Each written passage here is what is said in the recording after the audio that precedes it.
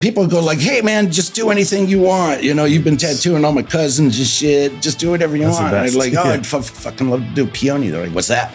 And I'm like, it's like a Japanese rose. Like, I don't want none of that Jap shit. And I'm like, yeah, no problem. He does 1 hour sessions. He'll do like 6-7 people a day, but each one only gets 1 hour. Because the more you do, the worse it heals. Okay. The worse it heals, the more cleanup you have later. Then in modern tattooing, they're all like, oh, he can't tattoo good anymore because he had to touch up all his shit. For the most part, tattooing's fine. But once every 3 to 7 months, shit happens in a tattoo shop.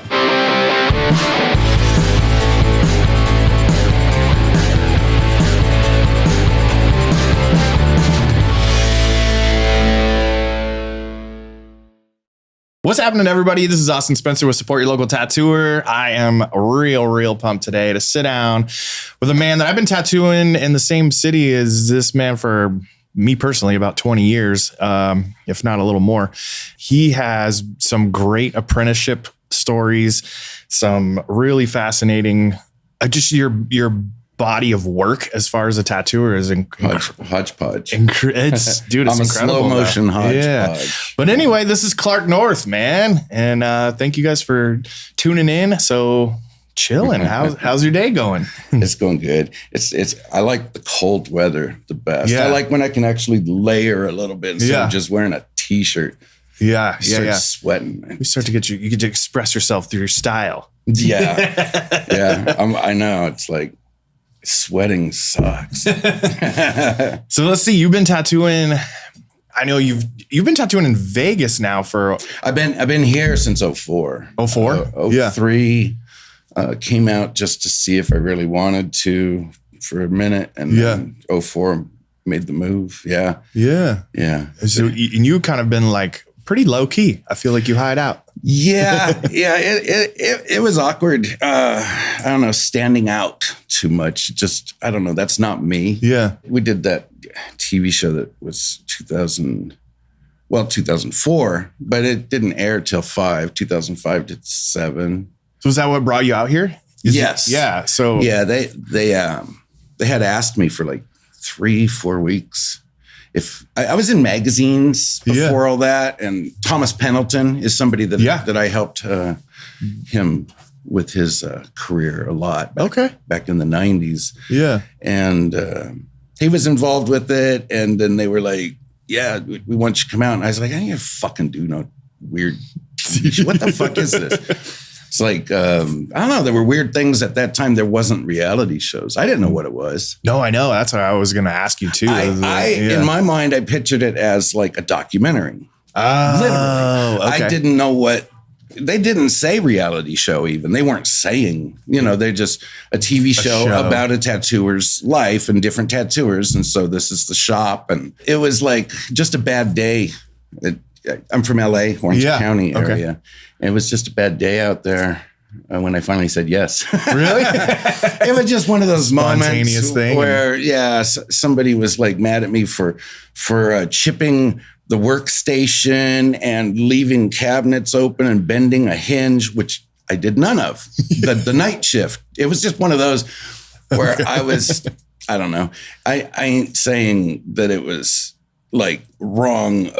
They were attacking me, and so I got the fuck out of there. But I was just like, you know what? When a door opens, why not look inside? So, and then they said, okay, you got to be here in 3 days then. Oh shit. Yeah. So I had gone out. I had come out in Las Vegas. I had come out in 03, checked it out. Thomas had, invited me, and then they were filming I guess they were filming the pilot at that time. Yeah. Okay. And I was just like, that's not for me, man. This is awkward and weird. And I have to be honest, no peers. Yeah. Everybody was at least 10 to 15 years younger than me. And it just felt not right. But then my wife, well, to be honest, my friends, Mark Mahoney, Rick Walters. Yeah. They are the ones that said, if you don't fucking go out there and do this, we got to have somebody from our peer group involved somehow. Otherwise, they're going to end up with like clowns. You know what I mean? They were saying at least have somebody from the old days in there, and they're not asking us. So you go. That was really, that's cool. so yeah, they were the ones that go, no, you should go do this, man. It's like, I like their forward thinking though, and positive outlook on it. I was worried that you were going to be getting a lot of shit from your peers, or I did get shit from yeah, for sure. I would imagine, like all of us, artists are so cringy when it comes to new things. It was the late 90s was when a whole bunch of people started tattooing. And we felt it, you go from, my first professional shop that I worked in was Carrie Barber's Outer Limits. Yeah.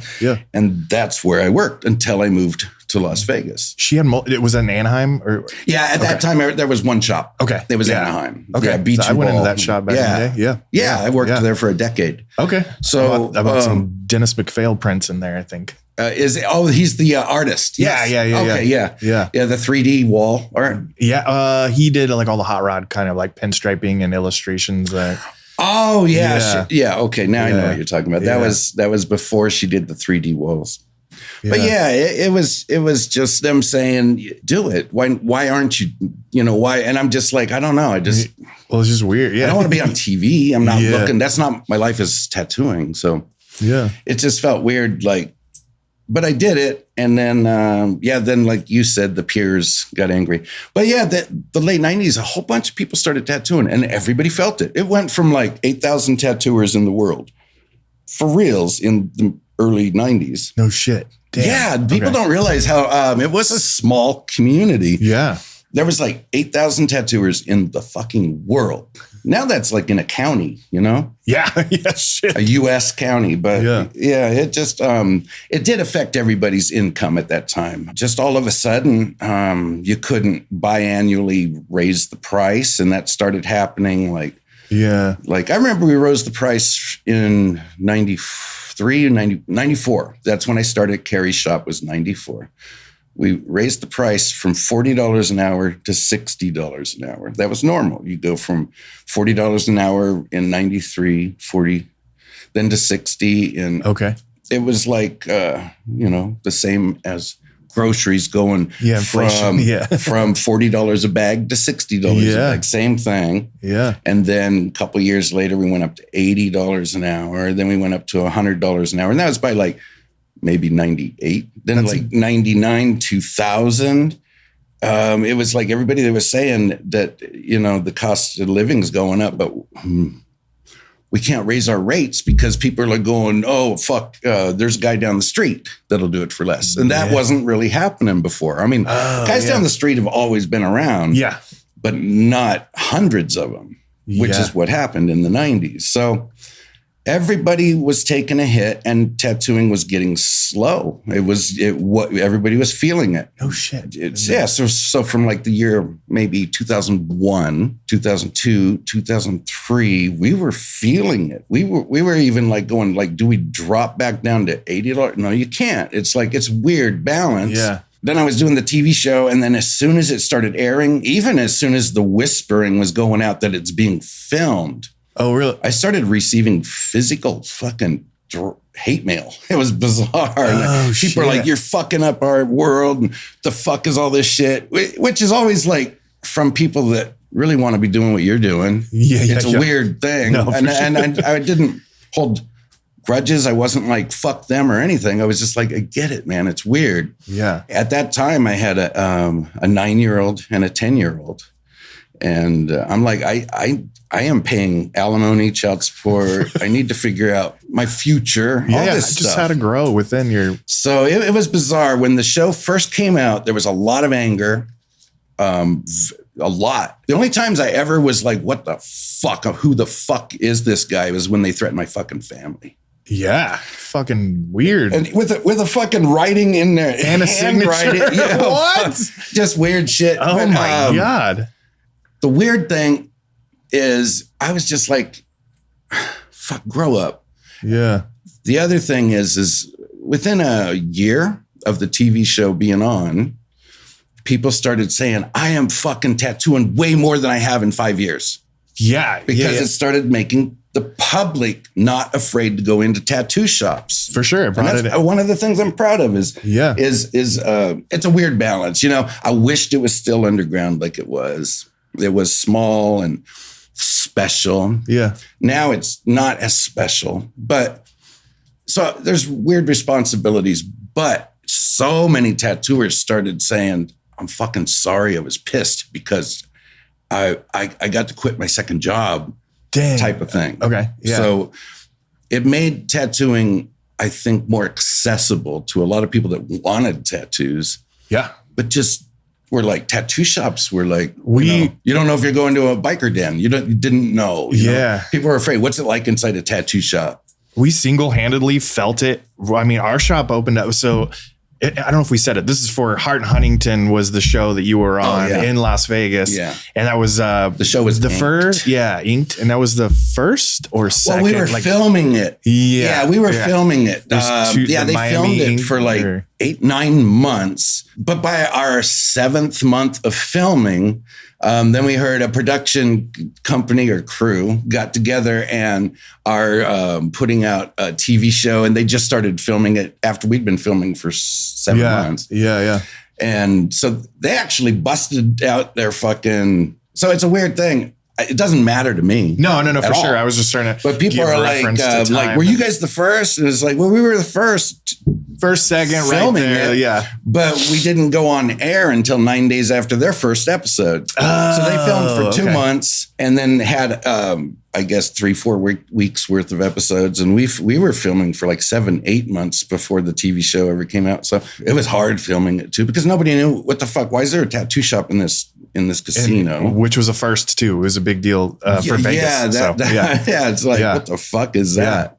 Which they changed the zoning for and everything, because we were all, as tattoo shops and owners, that we were all forced to be in like an industrial zoning. So it was like strip clubs and I had to get 7 permits. Yeah. 7 permits and something like $6,500 to get permitted for myself. Each one of the people in Hart and Huntington. No shit. Each had fucking, it was wild. Crazy. Just the permits and all that stuff was changing things. Yeah.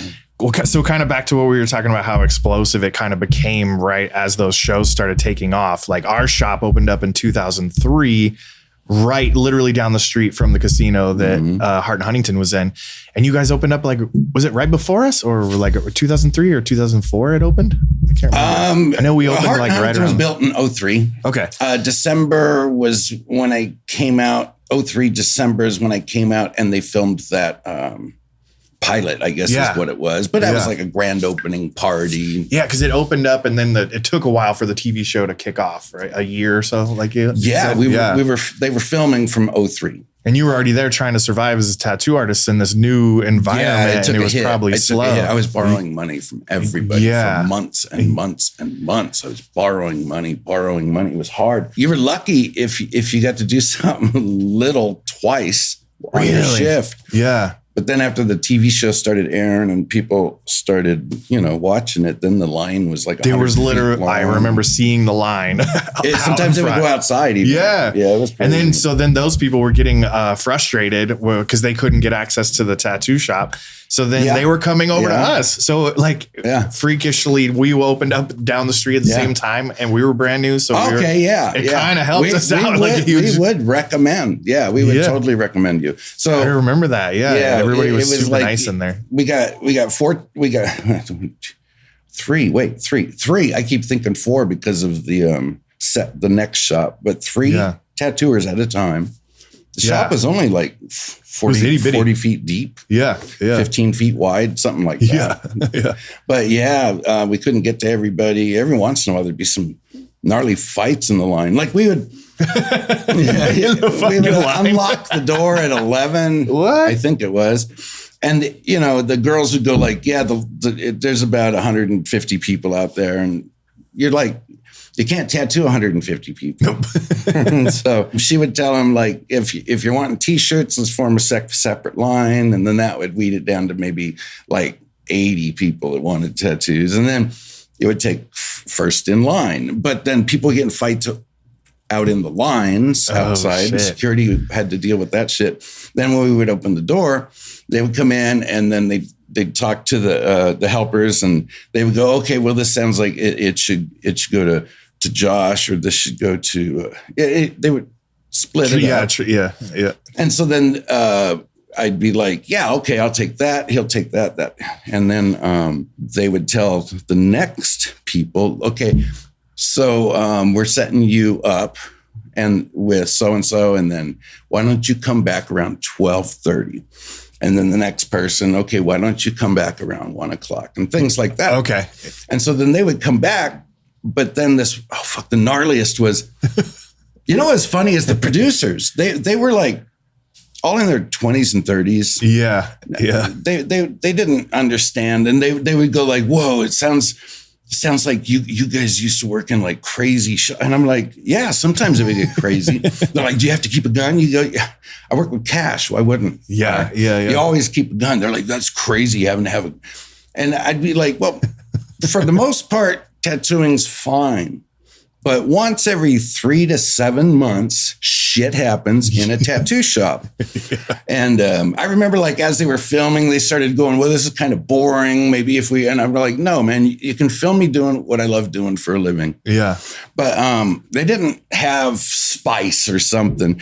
And I would tell them, man, yeah, it would have been cool if you guys were filming like 15 years ago. When, you know, every once in a while you have to have fucking weird shit going on in the shop. And they're like, what kind of weird shit? And I'm like, it just would get gnarly sometimes. You keep it cool. They're like, what? You ever had to draw a gun? And I'm like, fuck, only in defense. You know, it's like, they're like, what? And I'm like, but this one day, because of the line, say the 4th and 5th people, so 3 are getting tattooed, then the next 2. One's told to come back at like 1, one's told to come back at 12:30. So the 12:30 guy comes back around 12:30, but the guy that was told that he heard told to come back around 1 was already in the shop. Oh shit. So he's thinking that guy's taking cuts, and the girls, they get scared as soon as somebody gets a little agitated. And so I was tattooing in the back, and they were filming. Like each tattooer would have a producer sitting over the clipboard in case you say something cool. They're like jotting it down and what time and what to look for. And then there's 1 or 2 camera people on you. There's boom mic guy. So you're sitting in a little 10 by 10 spot with your client, and at least 4. And then that's also going on with the other tattooers. It's not just one tattooer is being filmed. And anyways, the girl screamed, Clark. And I turned around and she goes, he's got a knife. And then I heard, I'm going to gut you, fucker. You're fucking spilling out right here. And the next thing I knew, I had this guy down. Yeah. The next thing I knew, I had his knife in my hand. Oh my God. And the fucking security, she called 911. She ran out in the casino screaming, he's killing him. And it was bizarre. So, yeah, this guy misunderstood that just because that guy came back a little earlier than him didn't mean he was going to get sacked earlier. Yeah. But the guy was also obviously he was drunk. Yeah, being a dipshit. That's drunk. But, but then I remember going, fuck, that's so cool that you guys got. Where the fuck are they? Because I was thinking, that's cool. You guys got what I was talking about. Yeah. Nothing? No, they were gone. And I went, and they were in the clean room. And they panicked and hid. What? Instead of filming. And they didn't follow. They just freaked out because it all happened. It was bizarre. I was like, dang. Oh, there you go. That's awesome. You guys got that for no, you didn't. What the fuck? That was a crazy moment. Youngsters. Yeah. They were, damn. Instead of assisting you and making sure you're good. They were all like, they ran and hid. They were all scared to go into tattoo shops. You know, They were the kind of people that the show ended up teaching that not all tattoo shops are going to rob you or beat you up or throw you in the dumpster, pillowcase and dump you. Yeah. I did hear a little bit about that. I don't even know where to start. Let's go. Well, before we get into that, let's kind of get back. I really always enjoy hearing how you got into tattooing, but I see that you were doing hand poking before. Yeah, you got into. Well, tattooing was never weird or foreign to me. It has never been.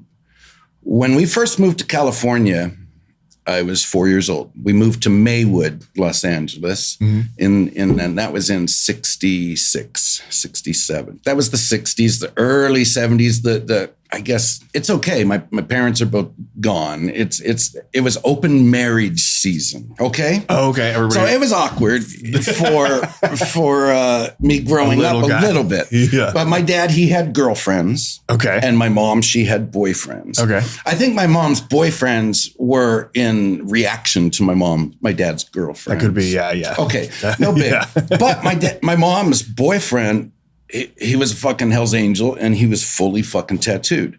Yeah. That was her boyfriend. And I called him my daddy. I mean, my daytime daddy, my day daddy. Okay. He was there while my dad was gone. My dad, he would work till like 3 or 4 in the afternoon, and then he would go out until like 8, 9 at night with women. Okay. Yeah. And my mom's reaction was, fuck that. I want some too.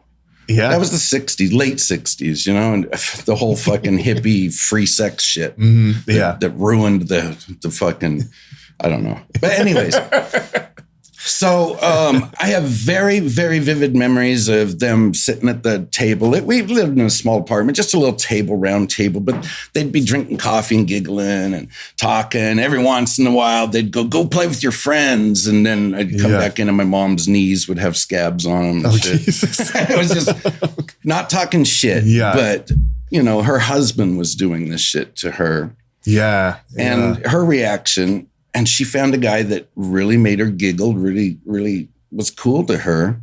But he was very tattooed. Yeah. Well, I liked his tattoos. I wasn't like going, oh, what's those? It was just like, I'd seen, I don't remember tattoos being like, whoa, what is that? I never had that experience.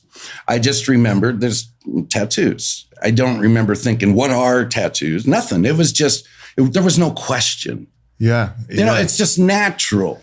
There was never any like, what are those? But I liked to draw. I've been drawing since I was 4. Anyways, him being heavily tattooed and being a bit of a thug, he actually poked a tattoo in himself to show me what a tattoo is. Oh, cool. When you were a little guy. When I was 4. Yeah. For real. Okay. He used to have like an outline of a topless hula dancer front. Or no, topless hula dancer back, hot topless hula dancer front. Oh, that's fun. And he would let me color in tattoos. That's when I actually started drawing tattoos. I didn't start drawing per se until I didn't have an interest. Yeah. Until I was like, that anchor's neat. That butterfly is neat. I want to draw those. And so he would sit there with his arm on the table, and my mom and him would be chit-chatting. And we didn't have regular paper back then either. The only thing to draw on at the time in a household would have been typing paper. Are you familiar with typing paper? Yeah, the texture on it. Yeah. It's got a film that when the ink touches it, it's kind of a sticky paper. Okay. It's got like I don't know what on it. But I remember drawing on those and trying to draw with pencil. That didn't work. And so I started drawing with ballpoint pen. But that's when I started literally drawing tattoos. That's cool. Your very first like exposure to in art the 60s. In general. Yeah. And then it's great. So I was 4. By the time I was 6, 7, 8, I started drawing tattoos on friends and birthday parties.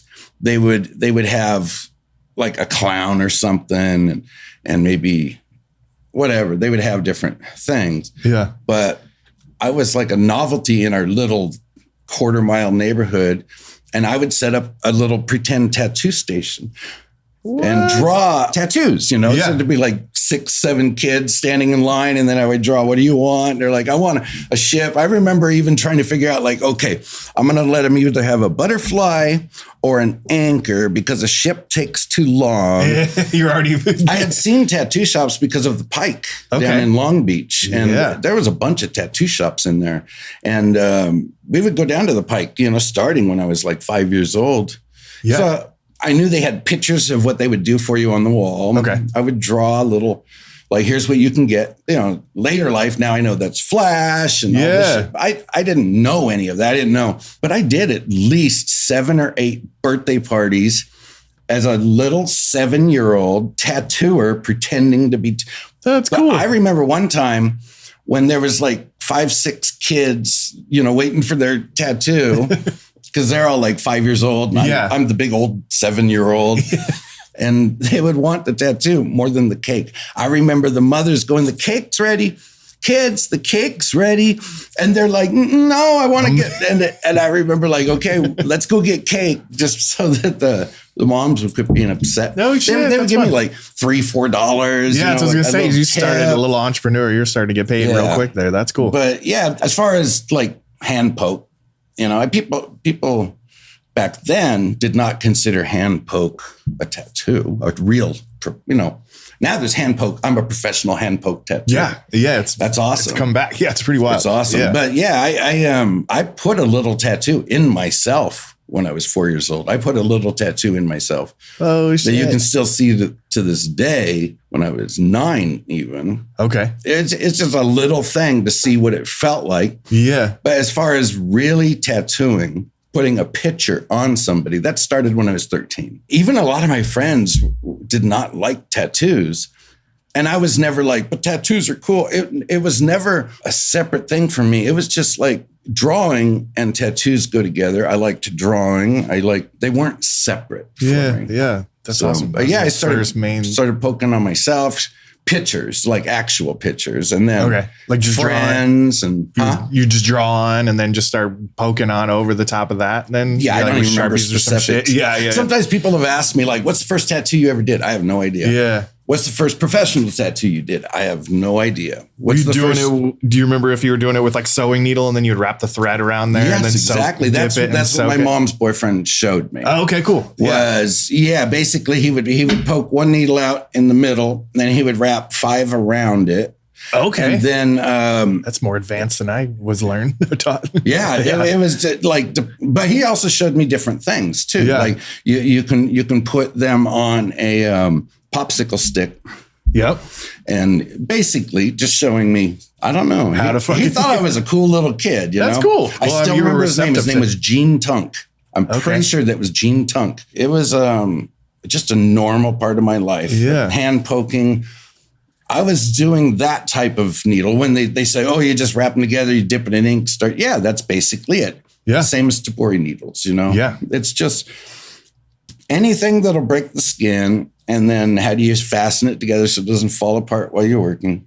Yeah. I was doing that until I met Mike Brown.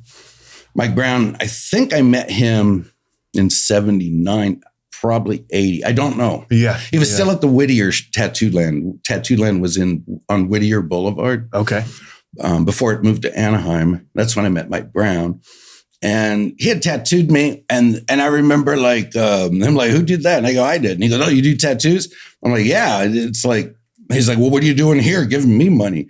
And I'm like, well, I can do black. We didn't have the word tribal back then. Yeah. Okay. But, black tattoos, but no shading, no color.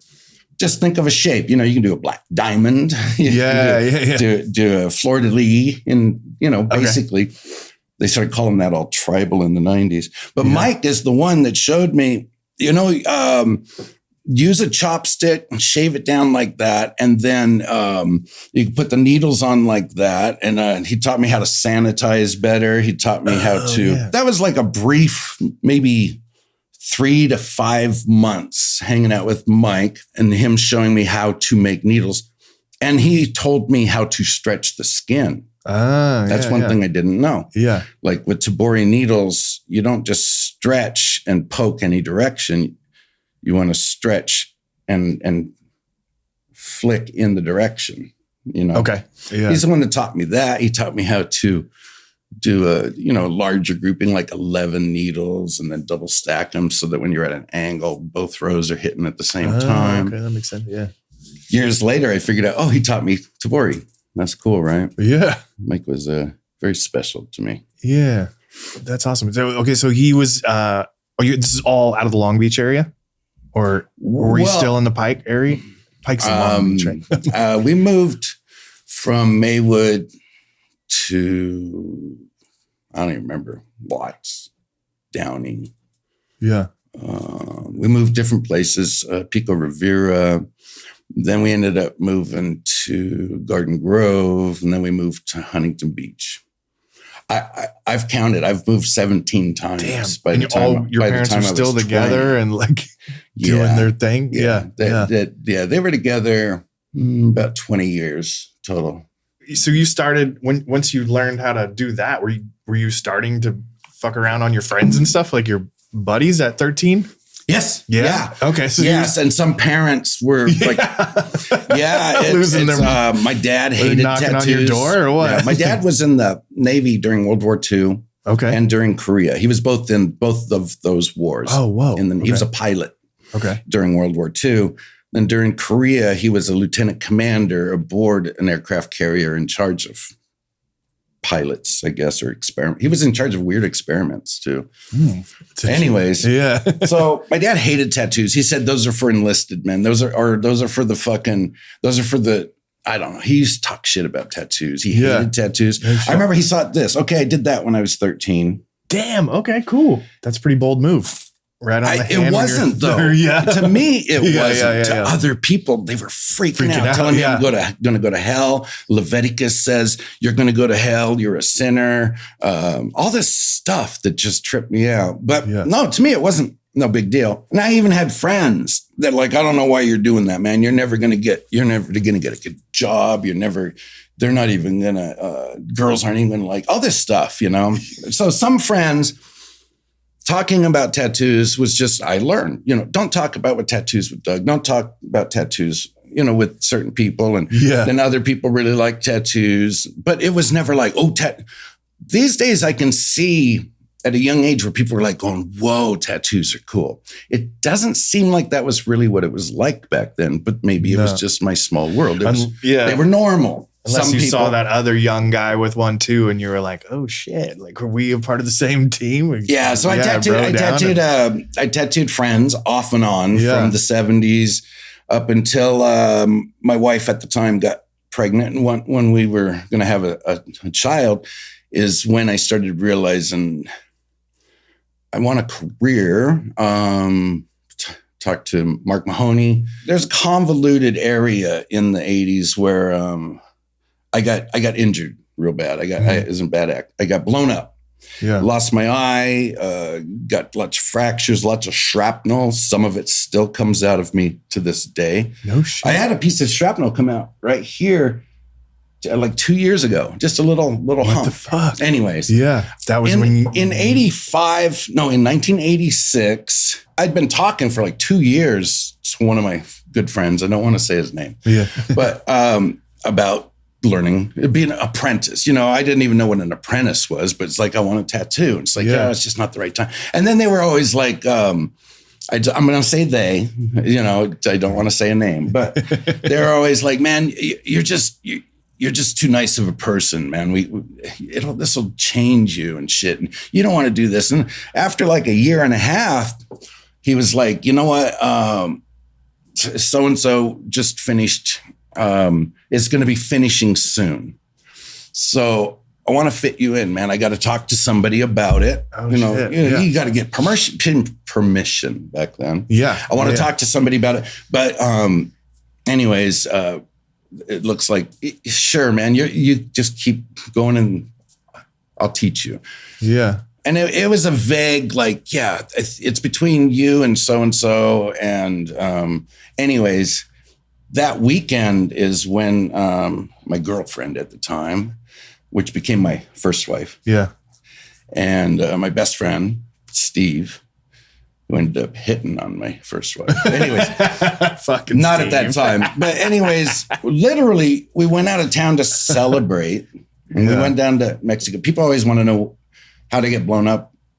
That's what I'm telling you. Oh, okay. Yeah. So we went down to Mexico. And they have like these things called M80s. They have these things, just the firecrackers. They have all these different things. Yeah. But we went down there with like a couple $100 because we wanted to buy the biggest fucking fireworks they had. I've done the same thing. Okay. So those ones that are, it's like big. Essentially, and they don't stick of dynamite. They don't go bang. Yeah. They go boom. Yeah. It's just different. It's very close to the July 4th fireworks. It's like the mortars. Crazy. And we bought 10 and it was in 1986 and they wwere $10 each. Oh, fuck. In Mexico. Okay. Yeah. So that tells you they were like $100 each things. And we were blowing them up and people were telling us from like a tenth of a mile away, knock it the fuck off. Yeah. We blew up an outhouse. Like literally blew up. Just out fucking shit up. A wooden outhouse. Yeah. We were down in Ensenada or La Bufadora, a little farther to Ensenada. Little partying involved? Yeah. Okay. I wasn't shit faced, but I was buzzed. And that's what, one of the reasons why I don't really like Corona no more. Oh. I haven't been able to drink a Corona since that day. No shit. And enjoy it. It's just a smell that takes me back to a moment that was fucked up. But we bought 10 of them, and the 10th one is the one where I stuck my cigarette to it right here. Oh no. Yeah, it was just right there, and it fucking did not use the fuse. The fuse was, like that long. Yeah. I touched my cigarette and it was fucking weird. Like I still remember floating. Like not your ears ringing, and that was after. Yeah. You remember Saving Private Ryan? Did you see that movie? There's a long scene time in ago. it. Yeah. There's been lots of times when I've been trying to explain to people what it's like, but when that movie came out, I was like, oh, fuck, that's the best representation of it I've ever seen. There's something blew up in front of Tom Hanks when he was on the bridge, and it was like kind of, and it's like you're kind of coming back into focus. And it had thrown me about 7-8 feet. I spun around in the air, landed face down on the hood of my friend's truck, and slid off, and was realizing that I felt in slow motion the skin peel away from my skull. And I felt my mouth.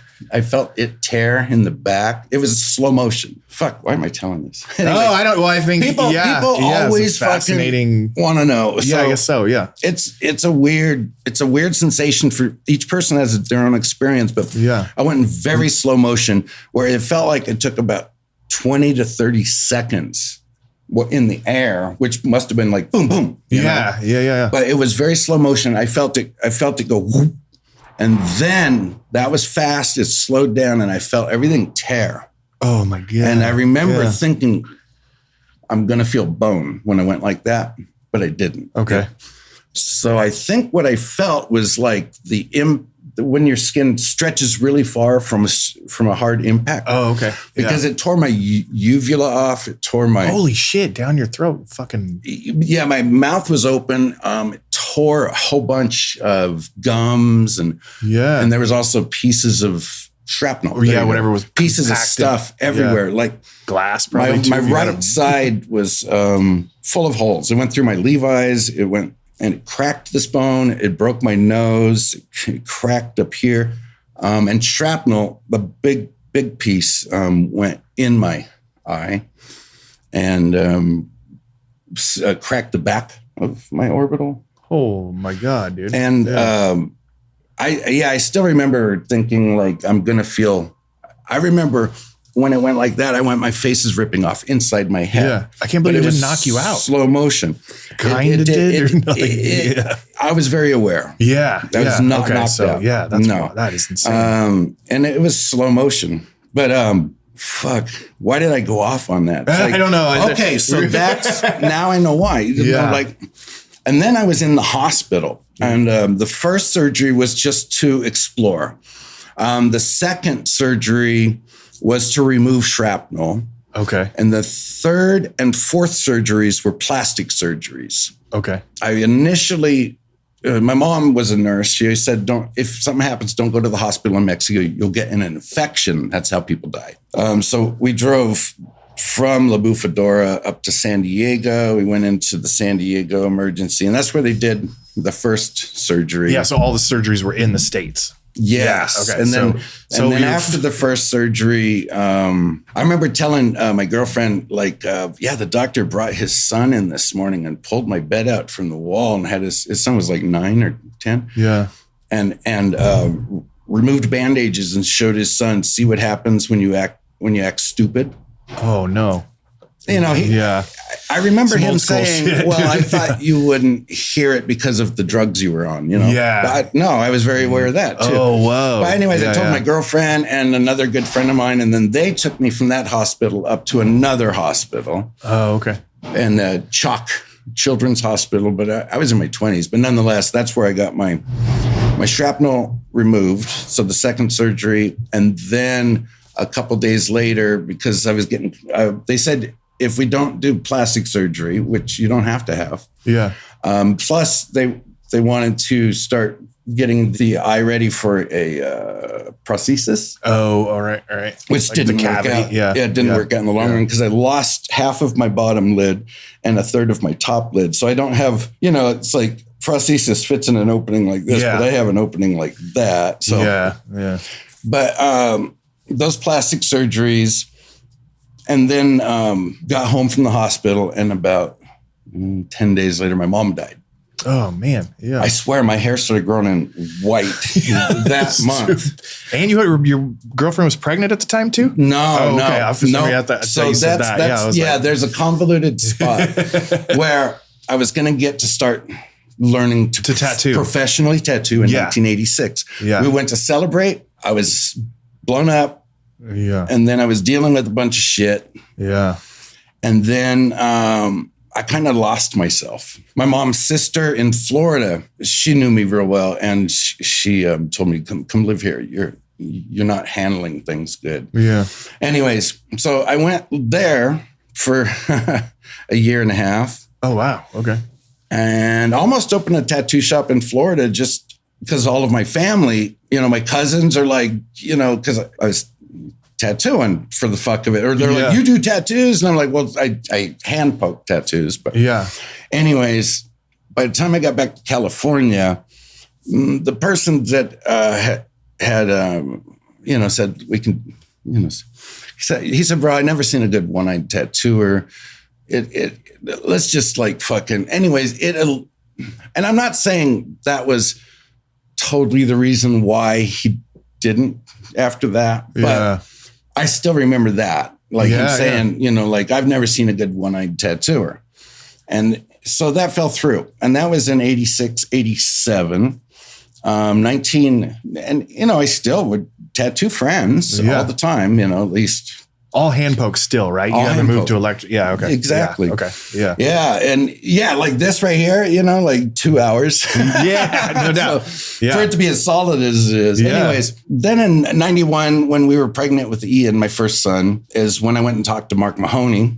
Yeah. And he was working at Gilmonty's shop at Tattoo Mania. Okay. Cool. And no shit. Mark had, done some time in the later 80s. And that's also...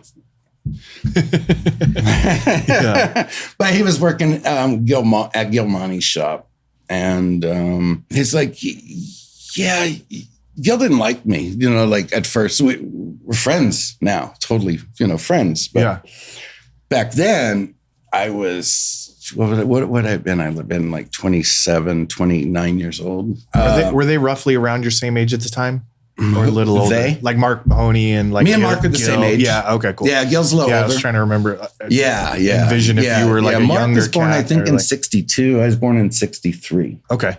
Yeah. Gil, I think, was born in 59, 57. So you guys were in your mid to late 20s. This would have been late 20s. Yeah. And then, my son Ian was born when I was 29. Anyways. Yeah. So you got to yours were pursuing, Mark Mahoney. Couldn't teach me at Mania. He he couldn't teach me at Mania. Gil was like, I don't know, I don't need no fucking another Orange County punk fucking, because that's, as punk in the fucking. Oh, okay.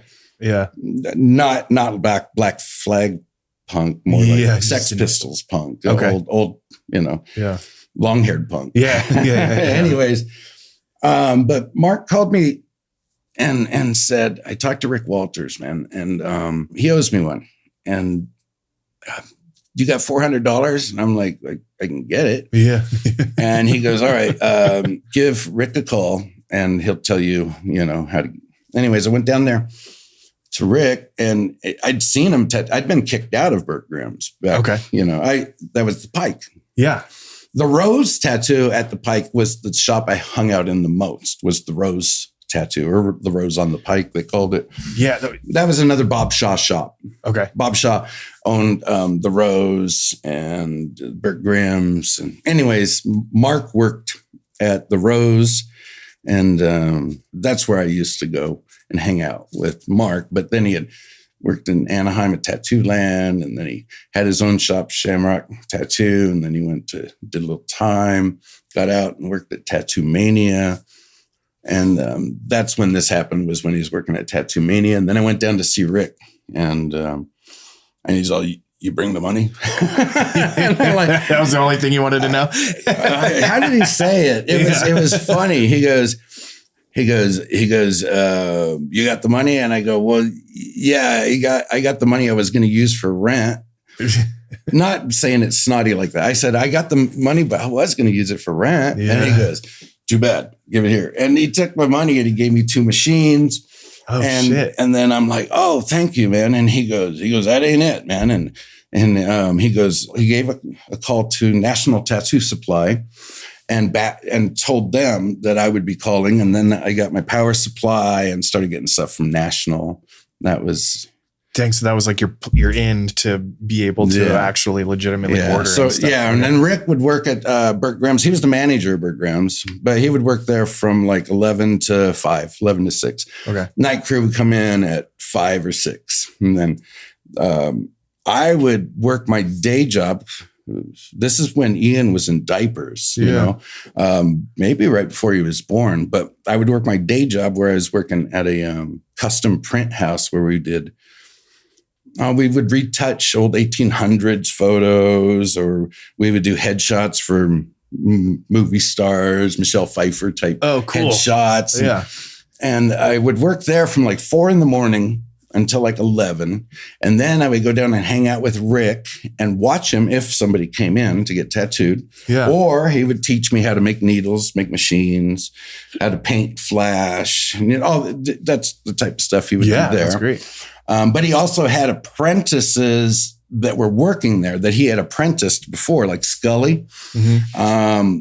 And I think Mule was already tattooing, or I can't remember, Dougie Mitz. Anyways, so they paid him money for their apprenticeships. Yeah. And I don't know what Rick owed Mark. Rick helped me out for nothing. Wow. We became really good friends. I would go down there like at noon and then leave when or before the night shift came in, especially if it was Bob Shaw Jr. Okay. Like if he was coming in that night, I would leave at like 3, because he would have been fucking pissed if Rick was helping.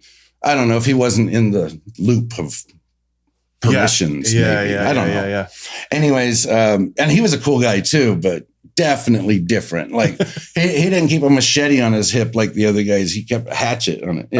It's just different. A spicy dude. He was a different guy. Him and his wife used to get in hatchet fights. Oh my God. They were funny. But anyways, Rick helped me out that way. But it was like, Rick was like, yeah, man, they don't need to fucking know. Cause he didn't want to get no shit from like Scully, who had worked off his apprenticeship as a new guy coming up, paying your college dues by being the fucking janitor for a couple years. Yeah. And I wasn't doing that. So that was one of those things where it's a trip. I've been tattooing since the late 70s, but only professional since 91. That's when I started learning from Rick how to be professional. Yeah. So I'd work my day job, then I'd hang out with Rick. I'd go home and I'd tattoo people at night.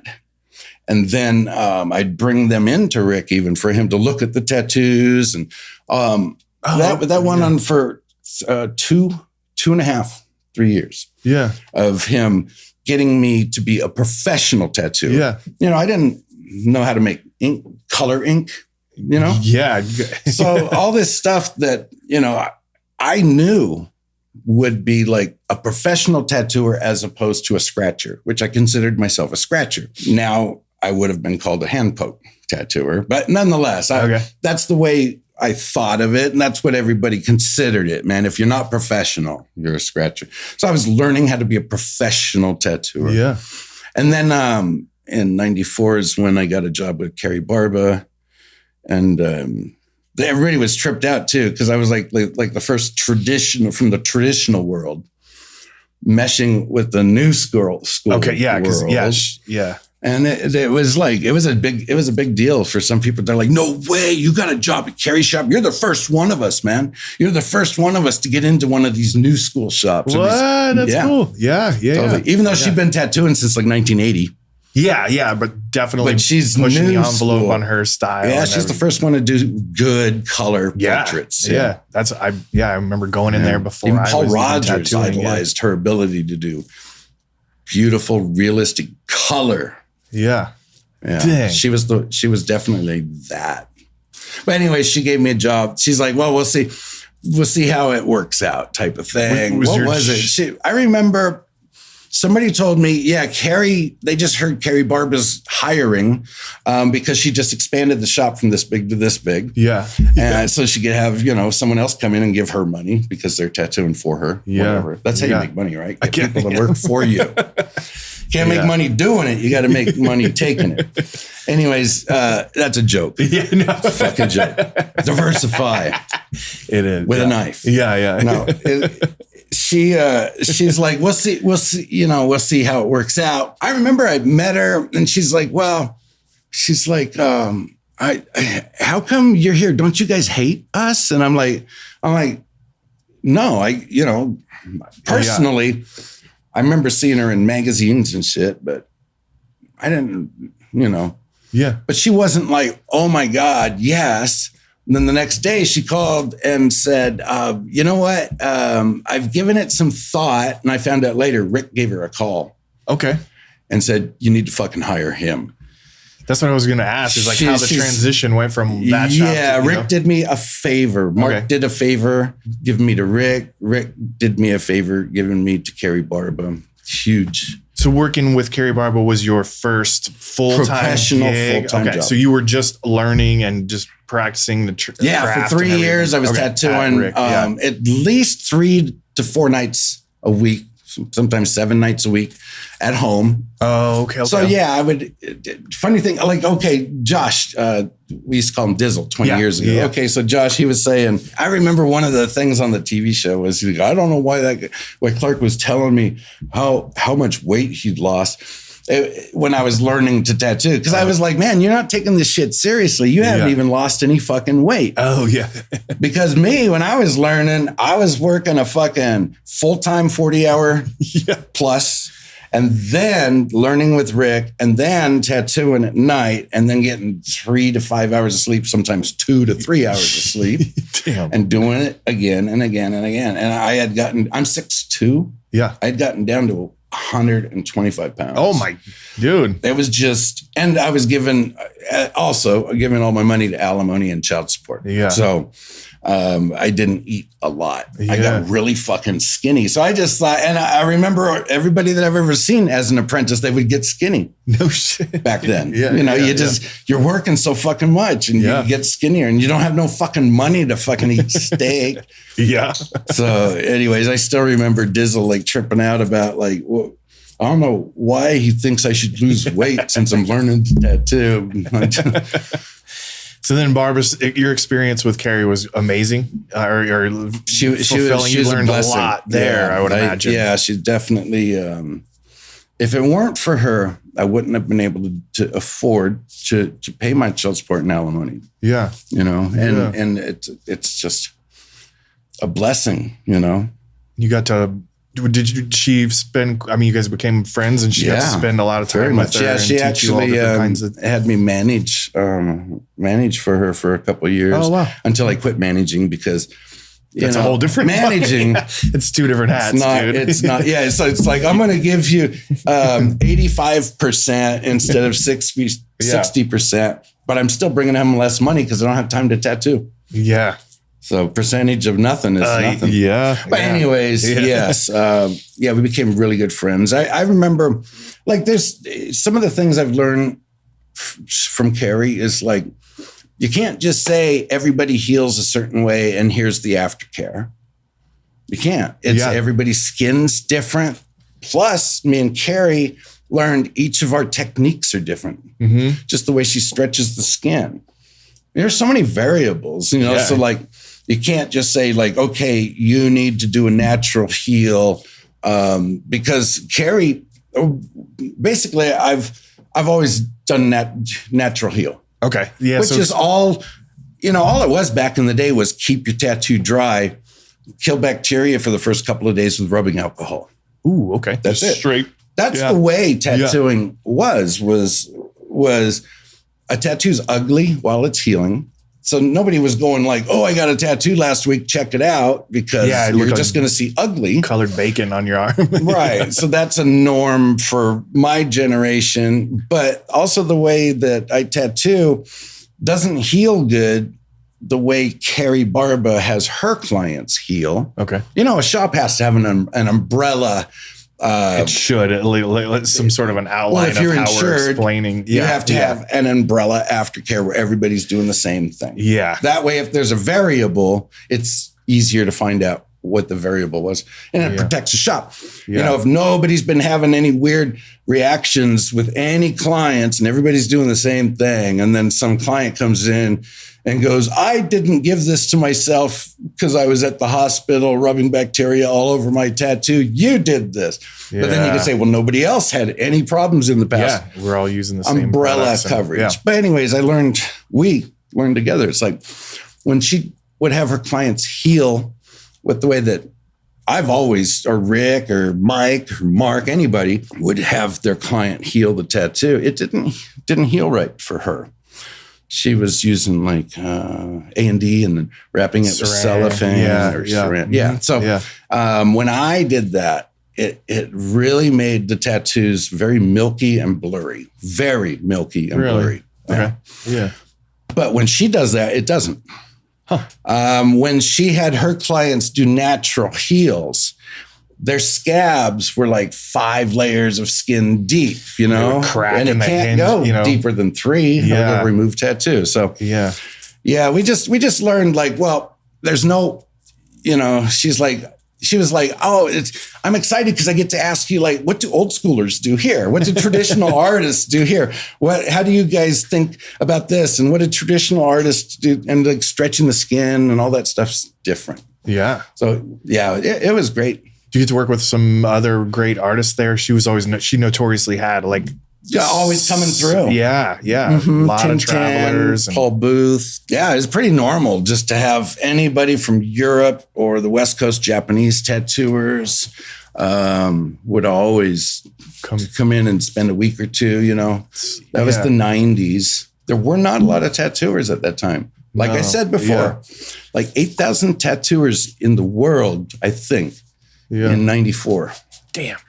So then in the 90s, the tattoo magazine started coming around too, right? It was like or mid 80s. The tattoo magazine, Easy Rider magazine used to have an annual tattoo section. Okay. Yeah. So that's Paisano Publishing. Okay. So I grew up with Easy Rider in our house. So I would always like look Easy through that. Rider magazine had an annual, I believe. And then it slowly turned into a monthly tattoo section.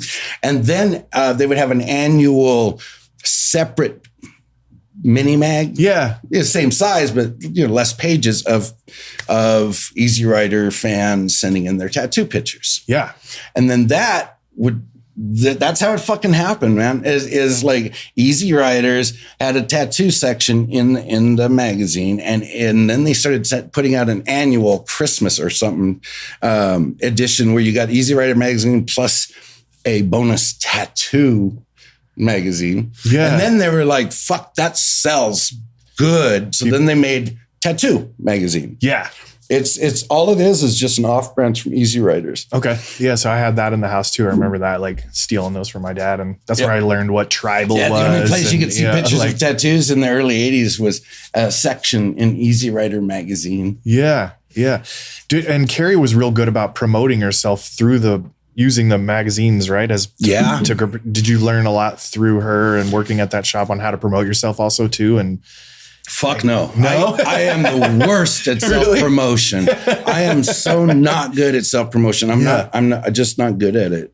You never got into like where I print out your pictures. Yes, I've fucking done it. I've fucking done it. Yeah. And it's like, I was in magazines a lot. Okay. Carrie is the one that would helped. Okay, good. Yes, absolutely. Yeah, that's great. Yeah. Yes, but I am the worst at self-promotion. I'm like, man, if I've got like 30 paintings to sell, just sit there and collect dust. I'm just like, it's embarrassing to try to sell shit. It's embarrassing to try to fucking make yourself look like something special. That's just me though. Yeah. I think the artists in general, we struggle with that. Like, yeah, a businessman. Yeah. And a tattooer coming together is success. And I've always been bad at business. I'm so bad at business. You stick with your craft and it's good. You've had a long, successful career. The body of work that you have is like, for someone not good at promoting yourself, you seem to get clients in the chair for a really long time. And now you're knock on wood. Was this transition to have you always really been focused on Japanese work? I mean, oh man, when did you start really becoming? Okay, here's a trippy thing is I've been drawing since I was little. I can remember in church, we were Baptists when I was a kid, and I would bring the typing paper and I would draw people's faces. And I remember by the time I was 7 or 8, I could draw a face and you could tell who it was. Yeah. That's great. Okay. And I've been drawing at least 2-3 hours a week ever since I was 4, at least, if not a lot more. But when I was 11 years old, there was a magic store in Costa Mesa. This is when we were living in Huntington Beach. Costa Mesa was right up the street. I would ride my bike down to the magic store. I just dug it. Yeah. This magic store used to have, and this was in 1974, they used to have tattoos that you could put on, the temporary tattoos, cool. But full size, like sleeves and back pieces. This magic shop, they sold some other novelties stuff. It was a novelty. Yeah. So anyways, I can remember buying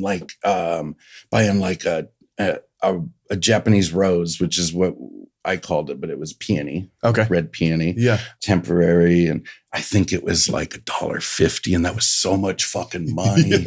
Anyways, I was in that magic store one time, and the owner, he knew I wasn't stealing. I could hang out in there, and I would read in there. I would be in there for like an hour and a half, sometimes 3 hours, because my home life was a little weird. I would take off. Anyways, that was one of the places I would take off for hours. Yeah. And one time I was in there, and 3 Japanese men came in, and they were the ones that were selling him the temporary tattoos. Oh, okay. They were Japanese. They were connected. They were going out to Hollywood, LA, San Diego, San Francisco, all these places, and selling different things. And one of them was the tattoos. Those. And anyways, and knowing now, they were definitely yakuza. But really, well, yeah. Tattoos, 1974. Yeah. But he said, "Hey, can I see your tattoos?" They had a translator, so I think it was the two guys and then a translator. Anyways, so 3 of them. They asked him to lock the door, and I remember he locked the door. He knew I was in there, and he went like, "Just stay over there. Don't." Fuck I'm doing business. Yeah. Anyways, I remember they took off their shirts, and I had never seen that kind of tattoo before. That was the day. That was the day. And they had, they didn't take off their pants. Yeah, but they took off their shirts completely. And I remember how proud they stood there. And I don't know. It was just, I was like, that was different. I can see it now. That was the one spark where I was like, that's fucking beautiful. That's like a painting, but on the skin. Dang. It's not a picture on the skin. It just, I don't know. Sounds like a scene out of a movie. I could just see your little kid.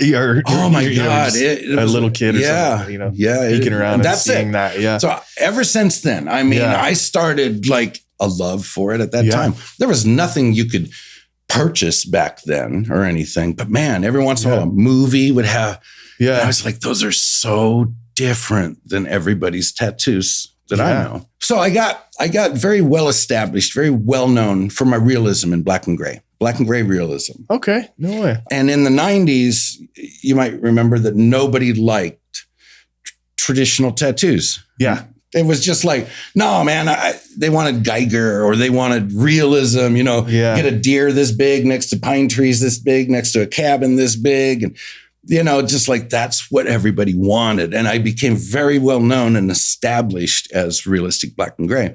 Okay. I got to do something Japanese 1 to 5 times a year if I was lucky. No way. And those were the fucking, he's like, people go like, hey man, just do anything you want. You've been tattooing all my cousins and shit. Just do whatever you want. And I'm like, I'd fucking love to do a peony. They're like, what's that? And I'm like, it's like a Japanese rose. Like, I don't want none of that Jap shit. And I'm like, yeah, no problem. Or like, hey, do whatever you want. Okay, I'd love to do a koi. No, I don't want one of those. Or do anything you want. I'd be like, hey, you want even a traditional American chest eagle? Nobody wanted traditional. That's when the graffiti influence is coming in stuff too, right? Yeah, graffiti, I think, is the surge. Yeah. That changed from 93 to 2003, that big influx of tattooers, it seemed like were graffiti artists. Yeah. Yeah. The graffiti artists came in and then all of a sudden I had to learn how to do graffiti. I'd never drawn graffiti. I wasn't a criminal doing graffiti. I've been into tattoos. I feel like I became a decent painter, a decent artist because of drawing tattoos. I don't feel like I was an artist that learned how to do tattoos. It just seems flip-flop. I think mine's just different than a lot of people. Mm-hmm. Yeah. A lot of graffiti artists. I had to learn graffiti. I had to learn Geiger, biomechanical. Yeah. I even had what I was doing, Carrie called it organic bio, which was biomechanical, but it was organic tissues and plant matters and stuff. You remember like the leaf man? The leaf? Yeah.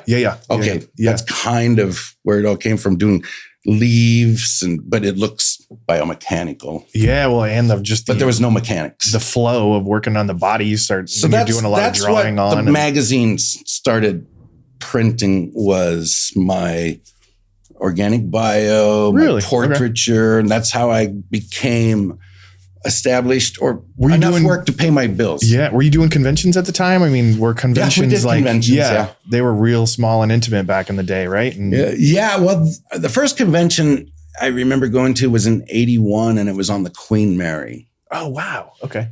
And it was like a bunch of guys in their 40s and 50s and I was 18 years old. I didn't know they didn't. Lots of gay men that really, really were collectors to me. Yeah. It was the Queen Mary in 81. I think that's the first convention I went to, but I wasn't a tattooer going there. Yeah. I tattooed, but I never considered myself a professional tattooer. Rick Walters has the same history. He started tattooing himself and friends when he was 13. Okay. And then he didn't learn professional tattooing. That was in the 1950s. He didn't start learning professional tattooing until 1970s when he got out of prison. Okay. Yeah, he was connected, affiliated. Phil Sims taught Rick Walters how to tattoo, I think in 1971 when Rick got out of prison. Maybe 71 or 2 is when he got out of prison for shooting a guy's face with a shotgun.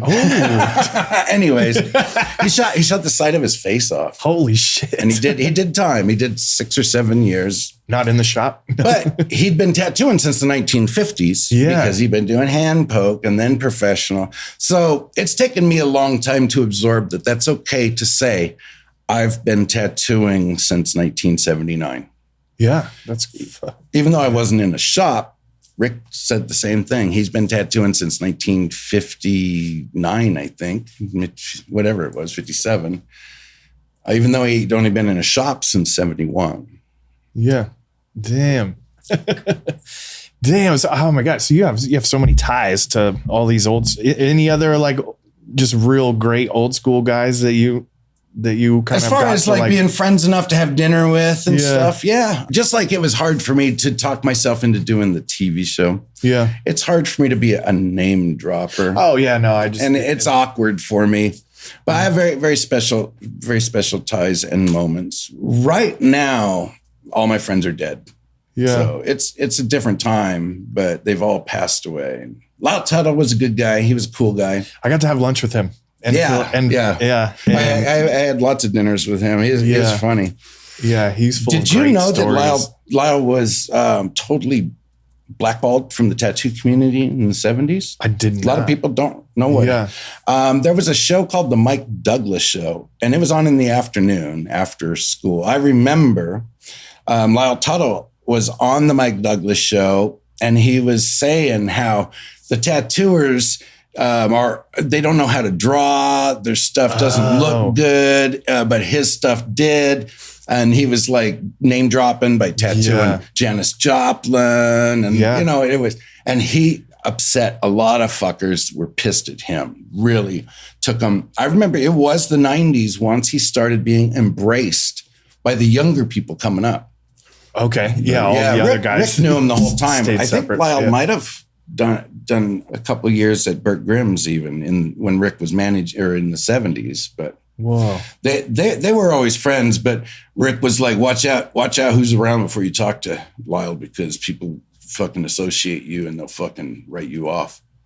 Damn. But it took a long time for Lyle to get that off his shoulders. Yeah. He was young and saying I tattoo rock stars on national TV, and he was saying like, the art he was bringing to the table. Yeah, I could see how that could piss a lot of people off. Yeah. I guess there's people doing that. And that was when tattooers, like even Rick, he never considered himself an artist. Yeah. He'd say, I'm not an artist, even though he drew all of this shit on, you know what I mean? way. Half of it, he just tattooed without drawing a single thing. Yeah. It's, but he's like, no, I ain't an artist. Don't call me that. But he used to call me an artist. Because you know what Rick did when I first started there, maybe after I'd hung out with him for a couple months when Mark sent me down, he said, hey, how much artwork or drawings do you have? And I go, well, I got drawings. I remember he goes, well, bring them down next time I see you. And I brought down a stack of drawings that thick, all on just like, typing paper, Xerox paper at that time. But and he like looked through it, and I remember Scully was there too, and he cracked up when he saw me bring it in because he knew what was going to happen. Rick said, right on, and he's looking through it, and he goes, you need to forget all this shit. You need to learn how to draw tattoos and draw them right. Yeah. And I go, oh, okay. And then he said, watch this. And he took my papers. He goes, follow me.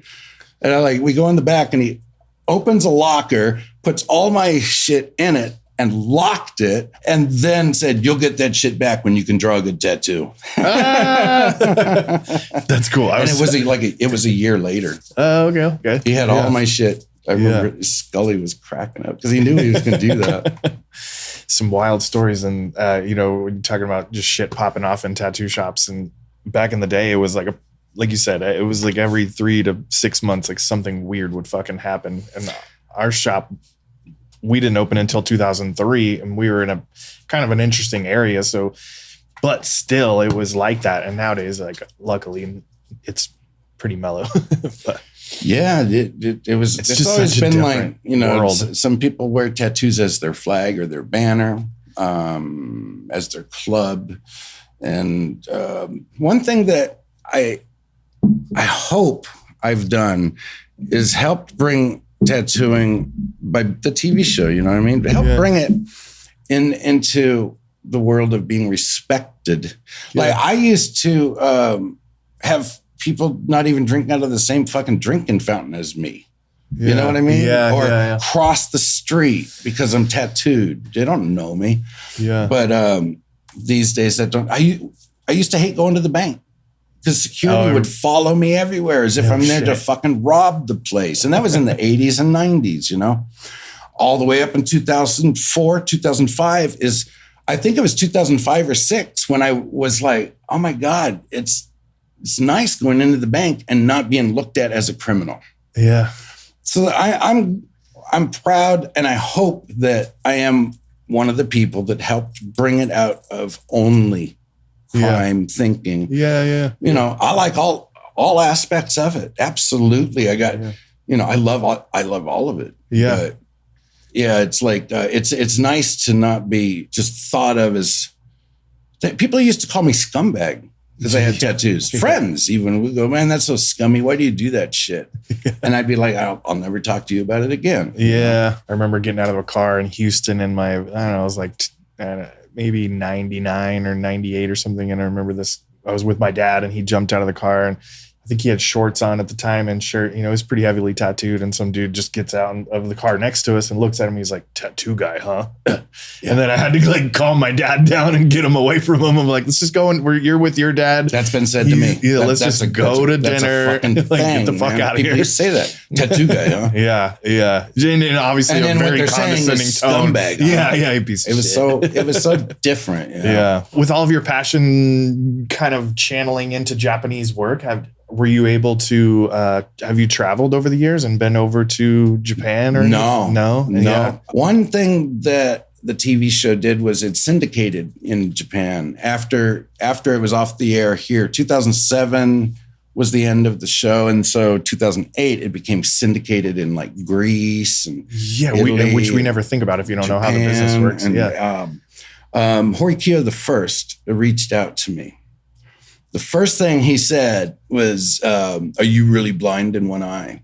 Oh. And I was like, "Yeah, man." I got fucked up. Sure. He couldn't speak English, but he told me later that he had his apprentice translate for him. So we emailed back and forth, plus wrote paper mail back and forth. And but yeah, he was like, that guy's wearing a fucking eye patch because he's trying to be cool. Because he's blind in one eye. Horikyo was blind in one eye. Mm-hmm. Anyways, he was like offended that I would be wearing or pretending like I was, whatever. Yeah. But nonetheless, I called his bluff. And then we wrote back and forth a lot. And, that's cool. So I consider him a mentor, for that year and a half before his death.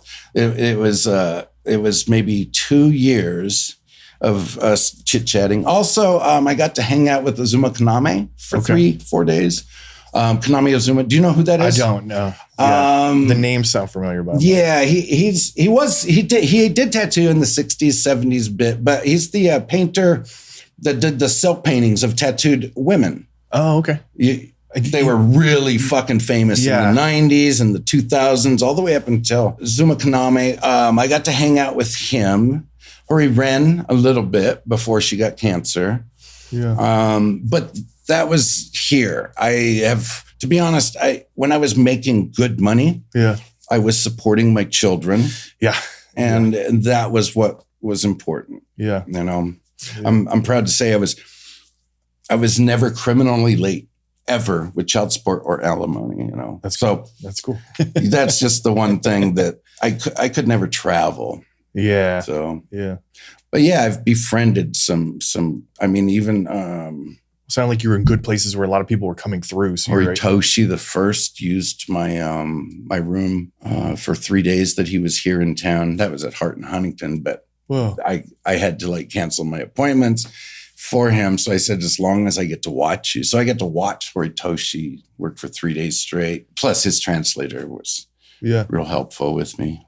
But I consider, Horikyo First and Azuma Kaname very, very strong influence. Yeah. Helpful in a lot of ways. Azuma Kaname is the one that told me, quit fighting your natural westernized flavor. Because I was like, I was like, my stuff doesn't look authentic. Yeah. And he was like, I wouldn't have even noticed your work if it was.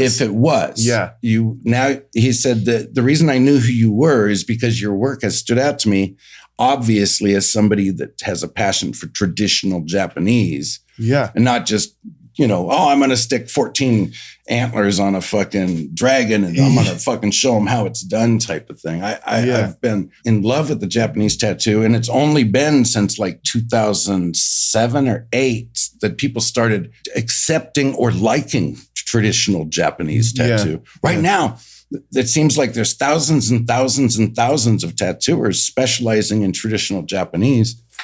And it's awesome. Yeah. But yeah, definitely before 2010, there was only a few, man. There was only a few in the whole fucking world outside of Japan that loved it. And I've loved it forever. And it's nice to finally be able to focus on what I love the most. Do you paint large scale like pretty regularly these days, or you? My tendon tore. My tendon right here came loose. So every once in a while I test it to see, but it's been years. It's like, if I tattoo, I can't paint. If I paint, I can't tattoo. Got a tattoo. How many days a week do you roughly tattoo right now? 5. You have a private studio here in town? Or? Yeah. I'd like to say that I work late night in friends' shops. Oh, okay. Yeah. Okay. Kind of. Yeah. Yeah. I haven't been to where you work. But so you'll do 5 days a week. That's a lot. But normal. Yeah, 5 day a week. I mean, my days off. Yeah, Mondays, Tuesdays, my days off. Yeah, but it's been sporadic. This past year's definitely been different. Yeah, this year was rough for. I mean, I don't know if you're saying. Yeah, it seems like there's a lot more tattoo shops.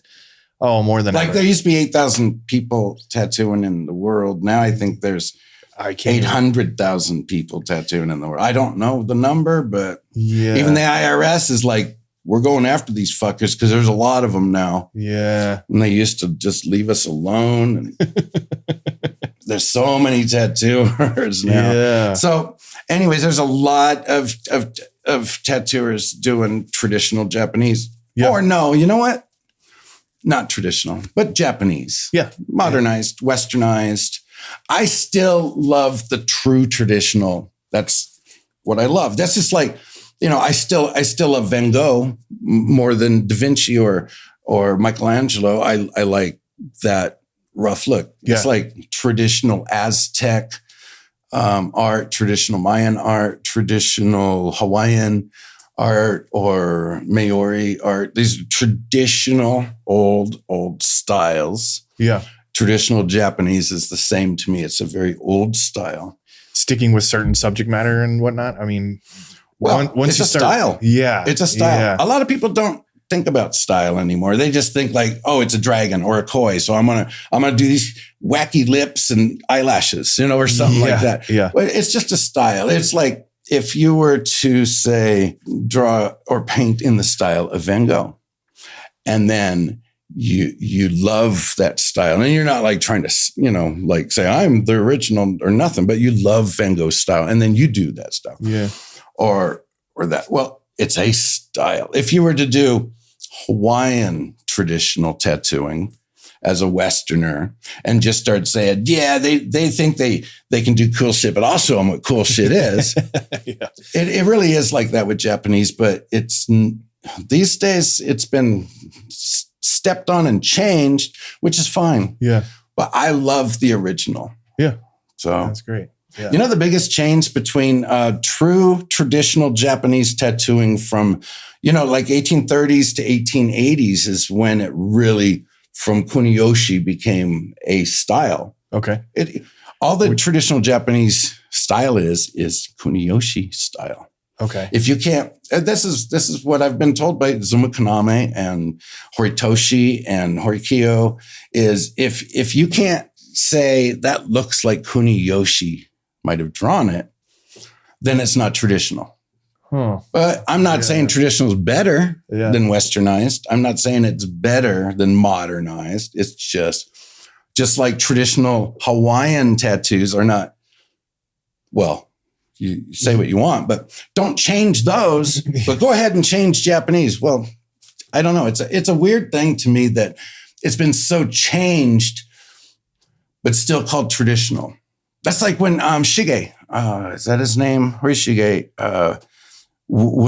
they awarded him the best traditional Japanese tattooer in like 2008 or 2010. And his style. And he said, I am not traditional Japanese. This is a different thing than traditional. Yeah. So it's just a different style. It's beautiful. I love watercolor tattoos.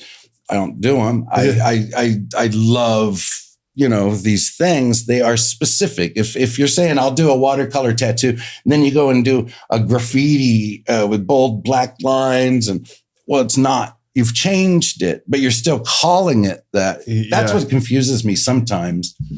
Where I love the traditional 1800s style. The big difference between the 1800s and now is the backgrounding. Like more dimension or I mean, I'm thinking. I think a lot of people don't even realize that, the isobars, that those weren't being done in the mid 1800s at all. Oh, okay. Yeah. What were they doing? Just big blocks like fades or, I think in my bag, I actually have I didn't bring it for any reason except for I grab it real quick. Yeah, fuck it. This is traditional Japanese in the mid 1800s. Okay. You see the isobars? Okay, the tattoos that these people are wearing, they don't have the isobars. They have the cascades. Okay, yeah. Yeah, those cascades eventually turned into the isobars. Okay. But see what's poking out from under? There's a great one. Okay. So as far as the backgrounding, it's slowly been morphing into what you see today. Yeah. Like even Horikyo, what I loved about his work is his work looked like it was done in around 1920. Really? But that's one thing too, is like just studying photos of tattooed people. Like there's photos that were taken in the 1920s and 30s of 80-year-old tattooed men from Japan that were tattooed when they were like 20. Oh, wow. So they were tattooed in say 1850 and such. They do not have the tight isobars. Yeah. They have big, it's just different. The background has been changing. That's where you, as an artist, get to show your own flavor. Yeah. And of course, the shifts of, okay, there's more than kuniyoshi, but kuniyoshi is the godfather of traditional Japanese tattooing. Okay. A lot of people don't know that either. No, they think it's my hokusai. History of Japanese tattooing is pretty not. Well, a lot of people like go, hokusai. And I go, well, hokusai taught kuniyoshi, but hokusai only actually ever drew 3 tattooed people, period. And then kuniyoshi was like, fuck, that's neat. And then he put out hundreds and hundreds and hundreds of paintings with tattooed people. He started tattooing people. He started drawing 4 tattoos. It's like kuniyoshi is the godfather of the Japanese tattoo. This is beautiful. 1800s, late 1800s? Is that what I'm saying? Well, the traditional Japanese tattoo, or say like a back piece, has been being done since like the 1830s. But this is what it looked like back then. This is cool. I like a these textures in the depiction background of a tattooed man. This isn't someone going like, I'm going to just create something that's... No, you probably at this time would have saw the man that he drew. Or this might have been one of the people that kuniyoshi tattooed. Anyways, so it's like saying there's a Van Gogh movement. Yeah. And then people are still doing Van Gogh. And then 200 years later, which is now compared to kuniyoshi, is not connected to Van Gogh. So it's like... That's all it is very traditional thinking, very traditional style, like a cartoon style. If the guy that drew, say, the Peanuts, like Snoopy and such, started drawing Batman, it would be in the Peanuts or Schultz style. Yeah. So basically, the traditional Japanese tattoo is of the kuniyoshi style. Yeah. I think what people do now is they just don't like traditional. It's that simple. Well, it's shit. I mean, within the tattoo realm, I mean, there's the styles that younger tattooers are being exposed to nowadays. It's endless. Right. So where I was like, you were either Japanese or traditional. And then I started seeing black and gray, like come out of like LA. The West Coast. Yeah. So those were like the 3 options to do as far as artists. And then, then the graffiti, like all the graffiti just started taking all of those and mashing them up. Like the graffiti kids would get in there and, you're more of your like new school type stuff. And I guess that's probably what I would fall under. And like, that's what I was incredibly fascinated with. And then if somebody came in and started graffiti. Saying like, I'm doing what you love and shit. And then you look at it and you're like, well, that doesn't look like it. You can call it that. It's okay. It's weird. I don't compete. And I don't think tattoos are sports. There's no winners. No, totally. It's just what I love is the tradition that's really connected to kuniyoshi. Yeah, that's great. I love it. Like you when you're looking through like your social media specifically, it's just really, really cool. It's really impressive. So that really made me proud about, in 2009 is when I put up my current website. Okay. 2009. And oh shit. It's still rolling. It's my website. It works. Yeah, awesome. Anyways, I wrote basically, here's one thing that I'll run into is like somebody will say, hey, I want to get tattooed by you, man. I saw some stuff you did. Okay. So then they come down and I go, what are you thinking of doing? They're going, I want to get like 5 dragons on my left arm and like, 15 koi on my right. And I'm like, well, a dragon's head is this big. Yeah. Yeah. They're like, what? And anyways, I started running into people not understanding what I love is the traditional, and people just being confused by it because they've been seeing a full dragon that, a 25-foot long dragon shrunk down to 4 inches or whatever.